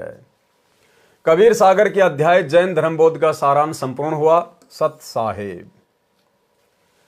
अध्याय सबसम वेद बोध का सारांश। कबीर सागर में 32वां अध्याय सबसम वेद बोध पृष्ठ 77 पर है। जैसा कि पूर्व में लिख आया हूं कि कबीर सागर ग्रंथ को काल द्वारा चलाए 12 कबीर पंथों के कुछ अनुयायियों ने अपनी बुद्धि अनुसार कबीर ज्ञान से कुछ वाणी काटी है, कुछ मिलाई है, कुछ प्रकरण काट छांट करके लिखे हैं। यही दशा सबसम वेद बोध में की है। इस अध्याय वाला ज्ञान पहले अनुराग सागर में ज्ञान प्रकाश, ज्ञान बोध, मुक्ति बोध में वर्णित है। कुछ ज्ञान जो परमेश्वर कबीर जी की लीला वाला है वह कबीर चरित्र बोध में है, उसको वहां लिखेंगे। कुछ ज्ञान जो कलयुग में सर्वसृष्टि उपदेश लेकर भक्ति करेगी, सतयुग जैसा वातावरण होगा, इसका विवरण पहले भी अध्याय अनुराग सागर तथा कबीर वाणी में आंशिक लिखा है। यहां पर शब्दार्थ करके लिखूंगा। सबसम वेद बोध पृष्ठ 77 से 86 तक शरीरों की संख्या बताई है, तत्वों तथा उनकी प्रकृति का ज्ञान है। शरीर 5 बताए हैं, यानी 5 प्रकार के शरीर होते हैं। हमारा जो ये शरीर है, जो हम भाई बहनों को दिखाई दे रहा है, ये हमारा स्थूल शरीर है। स्थूल शरीर, इस स्थूल शरीर के अंदर 4 प्रकार के शरीर और हैं। काल ने बहुत भयंकर तरीके से हमारे को लपेट रखा है। शरीर 5 बताए हैं। नंबर 1 स्थूल शरीर, नंबर 2 इसके अंदर सूक्ष्म यानी लिंग शरीर है, नंबर 3 फिर उसके अंदर कारण शरीर है, नंबर 4 इसके अंदर महाकारण शरीर है, नंबर 5 इसके अंदर कैवल्य शरीर है। जीव के ऊपर इतने सुंदर शरीर यानी वस्त्र डाल रखे हैं। स्थूल शरीर जो हमारा ये शरीर है हार्ड मांस वाला, इसको कहते हैं स्थूल शरीर। इसके अंदर फिर एक सूक्ष्म शरीर है, ऐसा का ही ऐसा, लेकिन उसमें हार्ड मांस वगैरह कुछ भी नहीं है। उसके बाद में कारण शरीर, फिर महाकारण शरीर, फिर कैवल्य शरीर। ये 5 प्रकार के शरीर हमारे को प्रदान किए हुए हैं, इस आत्मा को ढक रखा है। सबसम वेद बोध पृष्ठ 86 से 90 का सारांश। इन पृष्ठों में प्रथम दीक्षा मंत्र बताए हैं। यथार्थ 5 नामों का ज्ञान। ओम श्रीयम हरियम सोहम किलियम। ये 5 नाम गायत्री मंत्र के हैं जो प्रथम दीक्षा रूप में परमेश्वर कबीर जी प्रदान करते थे।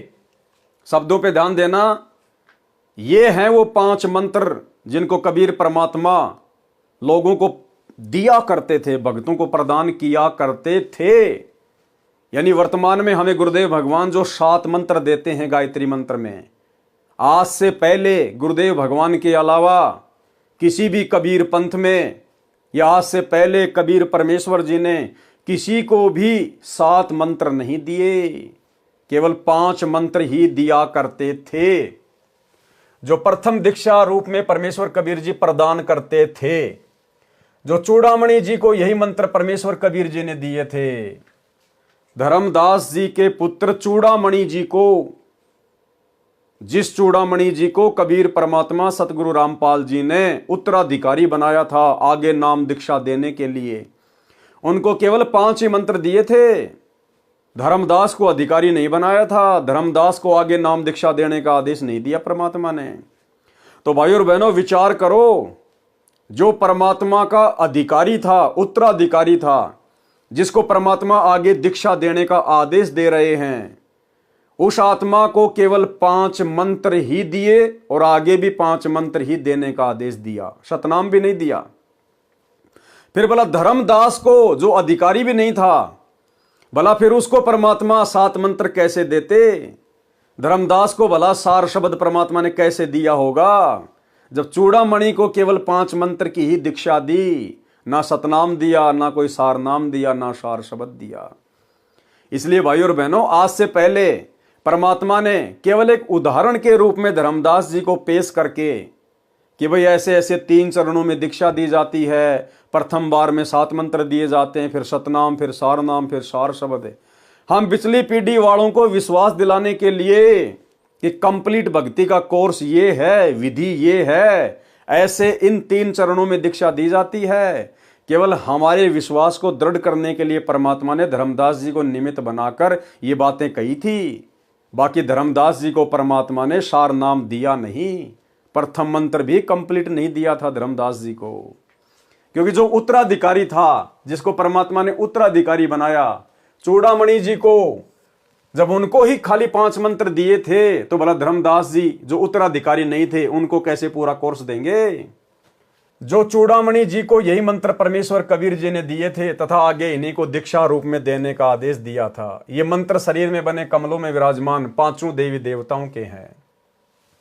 नंबर 1, मूल कमल में गणेश देव है, इनका किलियम जाप है। नंबर 2, अधिष्ठान यानी संत भाषा में स्वाद कमल में सावित्री ब्रह्मा जी है, इनका ओम नाम जाप है।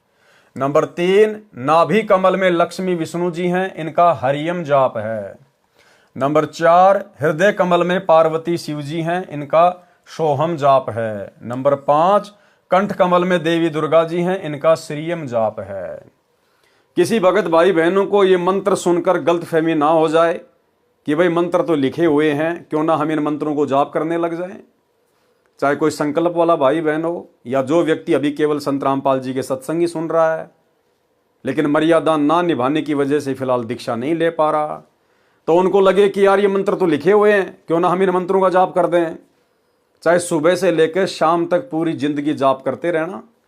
जब तक अधिकारी से आदेश लेकर, अधिकारी की आज्ञा लेकर और अधिकारी से ही ये मंत्र नहीं लोगे, तब तक ये मंत्र काम नहीं करते, उल्टा नुकसान करते हैं, उल्टा नुकसान। आप बिना किसी डॉक्टर के परामर्श के, बिना किसी डॉक्टर की सलाह के और केमिस्ट की दुकान में जाकर, मेडिकल की दुकान पर जाकर, जहां पर लाखों करोड़ों दवाइयां हैं, आप उनमें से कोई भी दवाई उठा के खाने लग जाओ कि ये तो दवाई तो है, और कहते हैं कि दवाई से रोग कटेगा। अरे भैया, कौन सा रोग कौन सी दवाई से कटेगा, उसके कोडवर्ड होते हैं, वो केवल वही बताएगा जो अधिकारी है, जो जानकार है। तो मनमुखी कोई भी भाई बहन इन मंत्रों का जाप ना करें। अगर संकल्प दीक्षा ले रखी है तो बाकी जो क्रिया हैं मंत्र जाप के अलावा, 3 समय की आरती करना, सत्संग सुनना, मर्यादा निभाना, केवल उन्हीं तक सीमित रहें। गुरुदेव ने बताया ध्यान से सत्संग सुनना भी मंत्र जाप करने में आता है, उतना ही लाभ मिलेगा जितना मंत्र जाप करने वाले को मिलता है। और यदि मर्यादा में नहीं है और मंत्र जाप कर रहा है, वो चाहे नाम उपदेशी हो चाहे संकल्प वाला हो, किसी प्रकार का कोई लाभ नहीं है। तो भाई अधिकारी केवल वर्तमान में ये कंप्लीट मंत्र देने के इस पृथ्वी पर सतगुरु रामपाल जी हैं, और उनकी आज्ञा लेकर या उनके हिसार जेल से बाहर आने के बाद ही आप इन मंत्रों का सही प्रकार से उच्चारण करके लाभ उठा सकते हो। यदि मनमुखी रूप से जाप करोगे, परमात्मा की कृपा से बहुत दूर हो जाओगे। ये 5 नाम हैं जो प्रथम दीक्षा रूप में परमेश्वर कबीर जी दिया करते थे। ये तो केवल भाई बहनों को विश्वास दिलाने के लिए कि जो मंत्र 650 साल पहले कबीर जी दिया करते थे, वही मंत्र वर्तमान में दिए जा रहे हैं संत रामपाल जी के पंथ में, ताकि लोगों को विश्वास हो, क्योंकि ये मंत्र सारे के सारे कबीर सागर में लिखे हुए हैं। गुरुदेव भगवान ने हमें कई बार सत्संगों में दिखाया है। ये 5 नाम है जो प्रथम दीक्षा रूप में परमेश्वर कबीर जी दिया करते थे। इन्हीं मंत्रों का संकेत श्री नानक देव साहिब जी ने अपनी अमृतवाणी में दिया है। एक पुस्तक जो गुरु अमरदास जी द्वारा तेय ताप की कथा में लिखे हैं, बाद में इनको देवी देवताओं के मंत्र पूजा जानकर त्याग दिया गया। यही समस्या धर्मदास जी की 6ठी पीढ़ी वाले के सामने टकसारी पंथ वाले, काल वाले कबीर पंथ के 5वें ने पैदा करके ये वास्तविक मंत्र छुड़वा दिए थे, जो नकली 5 नाम आदि नाम, अजर नाम, अमर नाम, पाताले सप्त सिंधु नाम आदि आदि, जो अध्याय सुमरण बोध पृष्ठ 22 पर अंकित है, दीक्षा में देने लगे। परमेश्वर कबीर जी ने कहा था कि जिस समय कलयुग का दूसरा चरण भक्ति का चलेगा, तब 7 नाम का प्रथम मंत्र दिया जाया करेगा। क्या कहा था परमात्मा ने 650 साल पहले कि भाई जो कंप्लीट प्रथम मंत्र में जो 7 नाम हैं, वो तो जब कलयुग की बिचली पीढ़ी चल जाएगी, भक्ति युग शुरू हो जाएगा, यानी आज का समय, उस समय ये सातों मंत्र दिया करेंगे। इसका मतलब आज से पहले 7 मंत्र किसी को भी नहीं मिले। केवल सतगुरु रामपाल जी ने, इस कबीर परमात्मा ने ही इस कलयुग की बिचली पीढ़ी में ये सातों नाम की दीक्षा अपने भक्तों को देनी थी। परमेश्वर कबीर जी ने कहा था कि जिस समय कलयुग का दूसरा चरण भक्ति का चलेगा, तब 7 नाम का प्रथम मंत्र दिया जाया करेगा और शतनाम तथा सार नाम देकर सर्व उपदेशियों को मुक्त करेंगे। जो मर्यादा में रहेंगे अंत तक वे मुक्त होंगे, बकवाद करने वाले नहीं, इन आश्रमों से जुड़कर राजनीति करने वाले नहीं, स्टेडियम बनाने वाले नहीं, हॉस्पिटल बनाने वाले नहीं, जाट भवन बनवाने वाले नहीं, हिंदुओं के साथ मिलकर मुसलमानों का विरोध करने वाले नहीं, धनाना आश्रम में तरह तरह के पाखंड शुरू करने वाले नहीं, धनाना गांव वालों के लिए बस चलाकर, एम्बुलेंस चलाकर, रोडे बनवाकर चापलूसी करने वाले नहीं, गंदी राजनीति करने वाले नहीं, रक्तदान दे दान में पड़े हुए लोग नहीं। वही पार होगा जो अंत तक मर्यादा में रहेगा और अपनी भक्ति सफल करेगा। जो 13वां कबीर पंथ चलेगा, तब संपूर्ण मंत्र उपदेशी को दिए जाएंगे। अब देखो, संपूर्ण मंत्र यानी प्रथम मंत्र, फिर दूसरा सतनाम, तीसरा सारनाम और चौथी अवस्था में सार शब्द, ये कब दिए जाएंगे? जब 13वां कबीर पंथ चलेगा, तब संपूर्ण मंत्र उपदेशी को दिए जाएंगे। अब तक मूल ज्ञान तथा मूल शब्द यानी सार शब्द छुपा के रखना था। तो बताओ धर्मदास जी को कब दे दिया, किसने दे दिया? गुरुदेव जो बार बार कहते हैं ना कि धर्मदास को सार शब्द दिया, सार नाम दिया, परमात्मा ने नकली बंदूक पकड़ा रखी थी, क्योंकि परमात्मा ने यह प्रमाणित करना था कि बिचली पीढ़ी वालों को विश्वास हो जाए कि हाँ, किस प्रकार से दीक्षा दी जाती है, क्या क्या वो मंत्र हैं, कितने चरणों में दीक्षा दी जाती है। केवल एक प्रमाण के रूप में परमेश्वर ने धर्मदास जी को नकली बंदूक पकड़ाई थी। जब 13वां कबीर पंथ चलेगा, तब संपूर्ण मंत्र उपदेशी को दिए जाएंगे। तो भाई 13वां कबीर पंथ तो सन 1994 से सतगुरु रामपाल जी ने चलाया है, अब मिल रहा है वो कोर्स। तब संपूर्ण मंत्र उपदेशी को दिए जाएंगे। अब तक मूल ज्ञान तथा मूल शब्द यानी सार शब्द छुपा कर रखना था। प्रमाण कबीर बाणी अध्याय में पृष्ठ 137 पर तथा अध्याय जीव धर्म बोध पृष्ठ 1937 पर कहा है, धर्मदास तो है लाख दुहाई, सार शब्द बाहर नहीं जाई। सार शब्द बाहर जो परी है, बिचली पीढ़ी हंस नहीं तरी है। युगन युगन तुम सेवा कीनी, ता पीछे हम इहा पग दीनी। कोटि जन्म भक्ति जब कीन्या, सार शब्द तभी मैं दीन्या। अंकुरी जीव होए जो कोई, सार शब्द का अधिकारी होई। सत्य कबीर प्रमाण बखाना, ऐसे कठिन है पद निर्वाणा। इतनी आसानी से यह मंत्र नहीं मिलेगा, सार नाम सार शब्द। जो अंकुरी हंस होगा, अंकुरी भगत होगा, केवल उसी के ऊपर दया होगी। गुरु को मानुष मानने वाले, दाढ़ी मूछ वाले, नकली कबीर को भगवान मानकर जून के महीने में कबीर प्रकट दिवस मनाने वाले, गुरु का 8 सितंबर के दिन अवतरण दिवस के नाम पर जन्मदिन मनाने वाले, गंदी राजनीति करने वाले, स्टेडियम बनाने वाले हैं, तरह तरह के पाखंड करने वाले, वे अंकुरी हंस नहीं हैं, वे उस शब्द के अधिकारी नहीं हैं। यह वाणी जीव धर्म बोध पृष्ठ 1937 पर लिखी है। कबीर वाणी अध्याय में पृष्ठ 137 983 पर, धर्मदास मेरी लाख दुहाई, मूल शब्द बाहर ना जाई। पवित्र ज्ञान तुम जग में बाखो, मूल ज्ञान तुम गुप्त ही राखो। मूल ज्ञान जो बाहर पर ही, बिचली पीढ़ी हंस नहीं तरही। 33 अरब ज्ञान हम भाख्या, मूल ज्ञान गुप्त हम राख्या। कि हमने और हर प्रकार का ज्ञान दिया, 33 अरब वाणियां हमने बोली, लेकिन जो मोक्ष वाला ज्ञान है, जो मोक्ष वाली वाणियां हैं, जो मोक्ष मंत्र हैं, उनको हमने छुपा के रखा, गुप्त रखा। वो तो केवल सारा का सारा खजाना वर्तमान में बिचली पीढ़ी में खोलना था। 33 अरब ज्ञान हम भाख्या, मूल ज्ञान गुप्त ही राख्या। मूल ज्ञान तुम तब लग छिपाई, जब लग द्वादश पंथ ना मिट जाई। उपरोक्त अमृतवाणी के प्रमाण से स्पष्ट हुआ कि मूल ज्ञान यानी तत्व ज्ञान तथा सार शब्द अब छुपा कर रखना था। इसी पृष्ठ 137 983 कबीर वाणी में यह भी लिखा है, 12वें पंथ प्रगट होए वाणी, शब्द हमारे की निर्णय ठानी। यानी गरीबदास जी के 12वें पंथ में तो केवल परमात्मा की महिमा की वाणियां ही गाई जाएंगी। अस्थिर गरम का मर्म न पावे, ये 12 पंथ हमी को ध्यावे। कबीर जी की वाणियों को आधार बनाकर 12वां पंथ भक्ति करेगा, लेकिन वास्तविक ज्ञान और वास्तविक मंत्र उन भक्तों को ना मिलने के कारण वो अस्थिर घर यानी सतलोक को प्राप्त नहीं कर पाएंगे। और 12वें पंथ हम ही चलावें। फिर कबीर परमात्मा ने कहा कि आगे चलकर 12वें पंथ में मैं खुद ही आऊंगा। और 17 फरवरी 1988 को सतगुरु रामपाल जी के रूप में कबीर परमात्मा 12वें पंथ में प्रवेश कर गए। आदरणीय राम देवानंद जी को, जिसे हम अपना दादा गुरु कहते हैं, गुरुदेव भगवान ने उनको अपना मुंह बोला गुरु बनाया लोक दिखावे में। जैसे 650 साल पहले कबीर परमेश्वर जी ने पंडित रामानंद जी को अपना मुंह बोला गुरु बनाया था। तो 1988 में सतगुरु रामपाल जी ने 12वें पंथ में प्रवेश किया। 12वें पंथ हम ही चलावें, सब पंथ मिटाकर एक पंथ चलावें। और गुरुदेव ने अब वो वास्तविक सार ज्ञान मूल ज्ञान देकर धोती सी धोके रख दिए सभी धर्मों के सभी धर्म गुरुओं की, आचार्य शंकराचार्यों की। किसी की भी औकात नहीं है शास्त्र आधार से संत रामपाल जी के साथ में ज्ञान चर्चा करने की। तो भाई बहनों, 12वें पंथ उसी दिन समाप्त हो गए थे जिस दिन सतगुरु रामपाल जी ने सन 1994 में दीक्षा देनी शुरू की थी।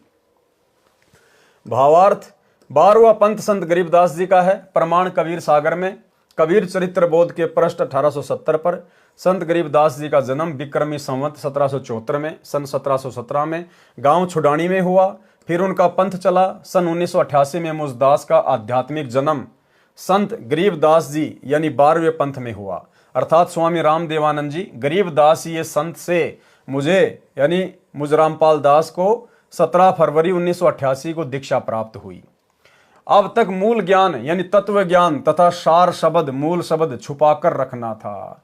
अब देखो भाई और बहनों, क्या है ऊपरवाणी कि 12वें पंथ हम ही चलावें। धर्मदास जी के माध्यम से कबीर परमात्मा ने 650 साल पहले लिखाया था कि 12वें पंथ में हम ही चलावें, यानी मैं कबीर खुद ही चल के आऊंगा। अब वो कबीर खुद चल के कब आया 12वें पंथ में? 17 फरवरी 1988 को दीक्षा प्राप्त हुई। अब तक मूल ज्ञान यानी तत्व ज्ञान तथा सार शब्द मूल शब्द छुपाकर रखना था। इससे सिद्ध है कि संत धर्मदास जी के पीढ़ी वालों के पास न तो तत्व ज्ञान था और न ही सार शब्द। ये दशा सभी कबीर पंथियों की है। अब जो नया 13वां पंथ चल रहा है, सभी नाम तथा तत्व ज्ञान सार्वजनिक किया जाएगा, यानी सभी को दिए जाएंगे। 7 नाम दिए जाएंगे, 7 नाम दिए जाएंगे। इसका मतलब आज से पहले 7 नाम किसी को नहीं दिए। 7 नाम तथा 5 नामों का प्रमाण कबीर सागर में ज्ञान स्थिति बोध पृष्ठ 85 तथा पृष्ठ 86 पर है। पृष्ठ 85 पर क्या लिखा है? मूल शब्द गुप्त है सारा। वो मूल शब्द, प्रथम मंत्र भी मूल शब्द है, सतनाम भी मूल शब्द है और सारनाम भी मूल शब्द है। क्योंकि सतनाम का मतलब होता है सच्चा नाम, तो प्रथम मंत्र भी देवी देवताओं का सच्चा नाम है और सतनाम जो 2 अक्षर का है वो तो है ही सतनाम, और जो सारनाम है वो भी सतनाम है, सच्चा नाम है। सतनाम का मतलब सच्चा नाम। तो मूल शब्द गुप्त है सारा, बिरले पावे शब्द हमारा। कोई बिरले भगत होंगे, कोई बिरला ही आत्माएं होंगी जो इस कलयुग की बिचली पीढ़ी में वो कंप्लीट कोर्स भक्ति का अपने सतगुरु से प्राप्त करेंगी। और बिरले कौन होंगे भाई और बहनों? क्योंकि एक ही गलती रही हमारी आज से पहले, हमें अनंत बार ये कबीर परमात्मा मिला, हमें अपनी शरण में लिया, भक्ति दी, लेकिन एक कमी के कारण हम लोग सतलोक नहीं जा पाए। और वो कमी थी, हमने गुरु रूप में आए हुए कबीर परमात्मा को कभी भी भगवान नहीं माना, कबीर नहीं माना। उनको केवल अपना गुरु माना और ब्रह्मा विष्णु महेश की भक्ति में लगे रहे। 650 साल पहले भी हमने यही गलती की, गुरु मान लिया कबीर जी को और भगवान गोविंद मानते थे ब्रह्मा विष्णु महेश को। इस कलयुग की बिचली पीढ़ी में ये गलती करने वाला कभी मोक्ष प्राप्त नहीं करेगा। और ये गलती वर्तमान में सतगुरु रामपाल जी की 90% संगत कर रही है, उनके तत्व ज्ञान को गहराई से ना समझकर, साध संगति से ना जुड़ने के कारण, साध संगत वाले भाई बहनों से राग द्वेष ईर्ष्या रखने के कारण। क्योंकि वर्तमान में वो संगत अपने गुरु को पहचान नहीं पा रही कि ये कबीर परमात्मा खुद धरती पे प्रकट है। जैसे 650 साल पहले धर्मदास जी नहीं समझ पा रहा था, 64 लाख नहीं समझ पाए, सब फेल हो गए। वर्तमान में गुरु को कबीर जी के रूप में संगत नहीं मान रही है, नहीं पहचान पा रही है। और भगवान किसको मानती है? दाढ़ी मूंछ वाली मुर्दा फोटो को। जो कबीर जी की समझे जाने वाली फोटो है, दाढ़ी मूंछ वाली, उस कागज के टुकड़े को कबीर मान रही है संगत। इन आश्रमों में जून के महीने में उसको कबीर प्रकट दिवस मनाया जाता है। उस कागज के टुकड़े का, नकली कबीर का तो कबीर प्रकट दिवस, और अपने गुरु का जो कि असली कबीर है 8 सितंबर के दिन उसका जन्मदिन मनाया जाता है अवतरण दिवस के नाम पे। तो कैसे मोक्ष प्राप्त करोगे? वही गलती करते आ रहे हो और वही गलती तुम आज भी कर रहे हो। इस गलती से छुटकारा यदि वर्तमान में किसी को मिला है, पूरी पृथ्वी पर, पूरी सृष्टि में, केवल सत्सेवक भाई बहनों को, साध संगति से जुड़ी हुई आत्माओं को। हमने अपने गुरु को ही अपना इष्ट मान लिया, अपना भगवान, अपना कबीर मान लिया, और वो दाढ़ी मूंछ वाली कबीर जी की नकली फोटो, मुर्दा फोटो, वो कागज का टुकड़ा हमने फाड़ फाड़ के सोशल मीडिया पर वीडियो बना बना के आप लोगों को भी समझाना चाहा। हम सत्सेवकों के घरों में, हमारे दरबार में, हमारे गले के लॉकेट में कभी भी आपको वो दाढ़ी मूंछ वाली कबीर जी की नकली भगवान की फोटो देखने को नहीं मिलेगी। केवल एक असली परमात्मा सतगुरु रामपाल जी की ही फोटो मिलेगी। तो ये गलती वर्तमान में केवल सत्सेवक करने से बच गए गुरुदेव के आशीर्वाद से। बाकी सतलोक आश्रमों से जुड़ी हुई 90% संगत वही महागलती कर रही है, जिस महागलती के कारण युगों युगों से हम लोग नरक भोग रहे हैं। भगवान मिलने के बाद भी हम उसको प्राप्त नहीं कर पा रहे। तो मालिक कहते हैं, मूल शब्द गुप्त है सारा, बिरले पावे शब्द हमारा। बिहंगम शब्द बिहंगम बीरा, निज सो नाम ये कहे कबीरा। सातू नाल जो आए बिहंगा, बिहंग ताल आही जल रंगा। परस 86 पर क्या लिखा है? सोई सिद्ध संत है भाई, सोहम नाल चीन जिन पाई। 5 नाम ताही को परवाना, जो कोई साधु हृदय में आना। यही सप्त नाल है सही, यही हंस नाम रिवही। सप्त नाल के सातु नामा, बीर बिहंगम करे सब कामा। कबीर सागर में, अनुराग सागर अध्याय में पृष्ठ 72 पर 5 शब्द कहीं दल फेरा, पुरुष नाम लीन्यो तिहि बेरा। उपरोक्त अमृतवाणी में 5 तथा 7 नामों का संकेत है और शमशम वेद बोध पृष्ठ 86 पर प्रकट लिखे हैं। जो र रम तथा रो रोम है, ये सांकेतिक है। नामों का लाभ क्या है? पृष्ठ 87 पर सप्तम वेद बोध में सोहम नाम के जाप का लाभ बताया है। सोहम बीज को अंकुर ज्ञाना, आल बाल भक्ति मैसाना। भावार्थ, सोहम मंत्र का जाप पूर्ण संत से लेकर करने से आल बाल अर्थात ओली बोली यानी अथाह भक्ति जमा होती है। पृष्ठ 89 सप्तम वेद बोध में लिखा है कि हरियम स्थिति बीज पृष्ठ हुई, आल बाल तिहि माया होई। भावार्थ, हरियम नाम के जाप से आलवाल यानी अथाह धन माया हो जाता है। आप जी को बताया है कि परमेश्वर कबीर जी ने स्पष्ट कर रखा है कि मूल ज्ञान पहले नहीं बताया, उसमें अधूरा ज्ञान बताया है। यानी पहले किसी को मूल ज्ञान नहीं दिया, केवल अधूरा ही ज्ञान, अधूरा ही नाम दिया जाता था। उसमें अधूरा ज्ञान बताया है। सार नाम तथा मूल ज्ञान अब स्पष्ट किया जा रहा है। पृष्ठ 91 पर सप्तम वेद बोध पर अस्पष्ट सत्य नाम भी लिखा है। जाते ओहम पुरुष भय अंसा, ओहम सोहम भय द्वय अंसा। पृष्ठ 92 से 107 तक सृष्टि रचना का अधूरा ज्ञान है। सृष्टि रचना का संपूर्ण ज्ञान पढ़ें इसी पुस्तक कबीर सागर का सरलार्थ के सारांश में, पेज नंबर 603 से 670 पर, जो कि आगे आएंगे वीडियो। पृष्ठ 105 106 पर बताया है कि जीव जिस योनि से मानव शरीर प्राप्त करता है उसका कैसा स्वभाव होता है, इसको पहले बताया जा चुका है। सप्तम वेद बोध पृष्ठ 108 तथा 110 पर काल जाल बताया है कि काल कैसे तीनों देवताओं से अपनी सृष्टि को चलवा रहा है, यह पहले के अध्याय में वर्णन हो चुका है। सप्तम वेद बोध पृष्ठ 111 पर तपतशिला पर जीवों से वार्ता। तो भाई और बहनों, आज के वीडियो में गुरुदेव भगवान के आशीर्वाद से केवल इतना ही। कल रात्रि 8 बजे दास के Facebook page Pawan Das is live के ऊपर जो लाइव वीडियो चलेगा वो फिर यहां से शुरू होगा कि तपतशिला पर परमेश्वर की जीवों के साथ में वार्ता, काल के साथ में वार्ता। तो भाई और बहनों, गुरुदेव भगवान के आशीर्वाद से आप और हम सभी भगत भाई बहनों ने इस भक्ति काल में, जिस समय काल का बुरी तरह से पहरा है। काल ने आश्रमों से जुड़ी हुई संगत को जबरदस्त तरीके से अपनी जंजीरों में बांध रखा है। किसी भी भगत भाई बहन की बुद्धि को ओपन नहीं होने दे रहा है। दिन रात प्रयास करके गुरुदेव भगवान समझा रहे हैं। हिसार जेल में बैठकर भी 1-1 घंटे के सत्संग हर सप्ताह दे रहे हैं। इधर से परमेश्वर ने साथ संगत वालों को खड़ा करके कई हजारों की संख्या में वीडियो बनवा दिए, प्रत्येक रहस्यों को उजागर करवा दिया। अपने कर कमल से लिखित पुस्तकों के ऊपर वीडियो बनवाए जा रहे हैं। फिर भी उन भाई बहनों की आंखें नहीं खुल रही हैं, तो उनके ऊपर काल का जबरदस्त पहरा है। सतगुरु रामपाल जी के बेटा बेटी भाई बंधु रिश्तेदार कोऑर्डिनेटरों के रूप में काल बैठा हुआ संगत के सिर पर। आप और हमारा सौभाग्य, परम सौभाग्य, जो परमेश्वर ने आप और हमें ऐसे भयंकर जंजाल से निकालकर साथ संगति से जोड़ दिया, और आप और हमें ये सारी की सारी बातें बिल्कुल शीशे की तरह साफ साफ दिखाई दे रही हैं। तो भाई और बहनों, गुरुदेव भगवान की इस अनमोल रजा को इसी प्रकार से मर्यादा में रहते हुए साथ संगति से जुड़कर बनाए रखिए। अन्यथा भाई और बहनों, यदि ये समय हाथ से निकल गया, ये कलयुग की बिचली पीढ़ी यदि अमर्यादित भक्ति करने से और हमारे हाथ से छूट गई, ये शरीर छूट गया, ना जाने कितना लंबा समय लगेगा फिर परमेश्वर को अपनी शरण में लेने के लिए। तो भाई और बहनों, आज के वीडियो में केवल इतना ही। गुरुदेव भगवान हम सबको आज्ञा दें, इजाजत दें, आशीर्वाद दें। बंदी छोड़ सतगुरु रामपाल जी भगवान की जय हो।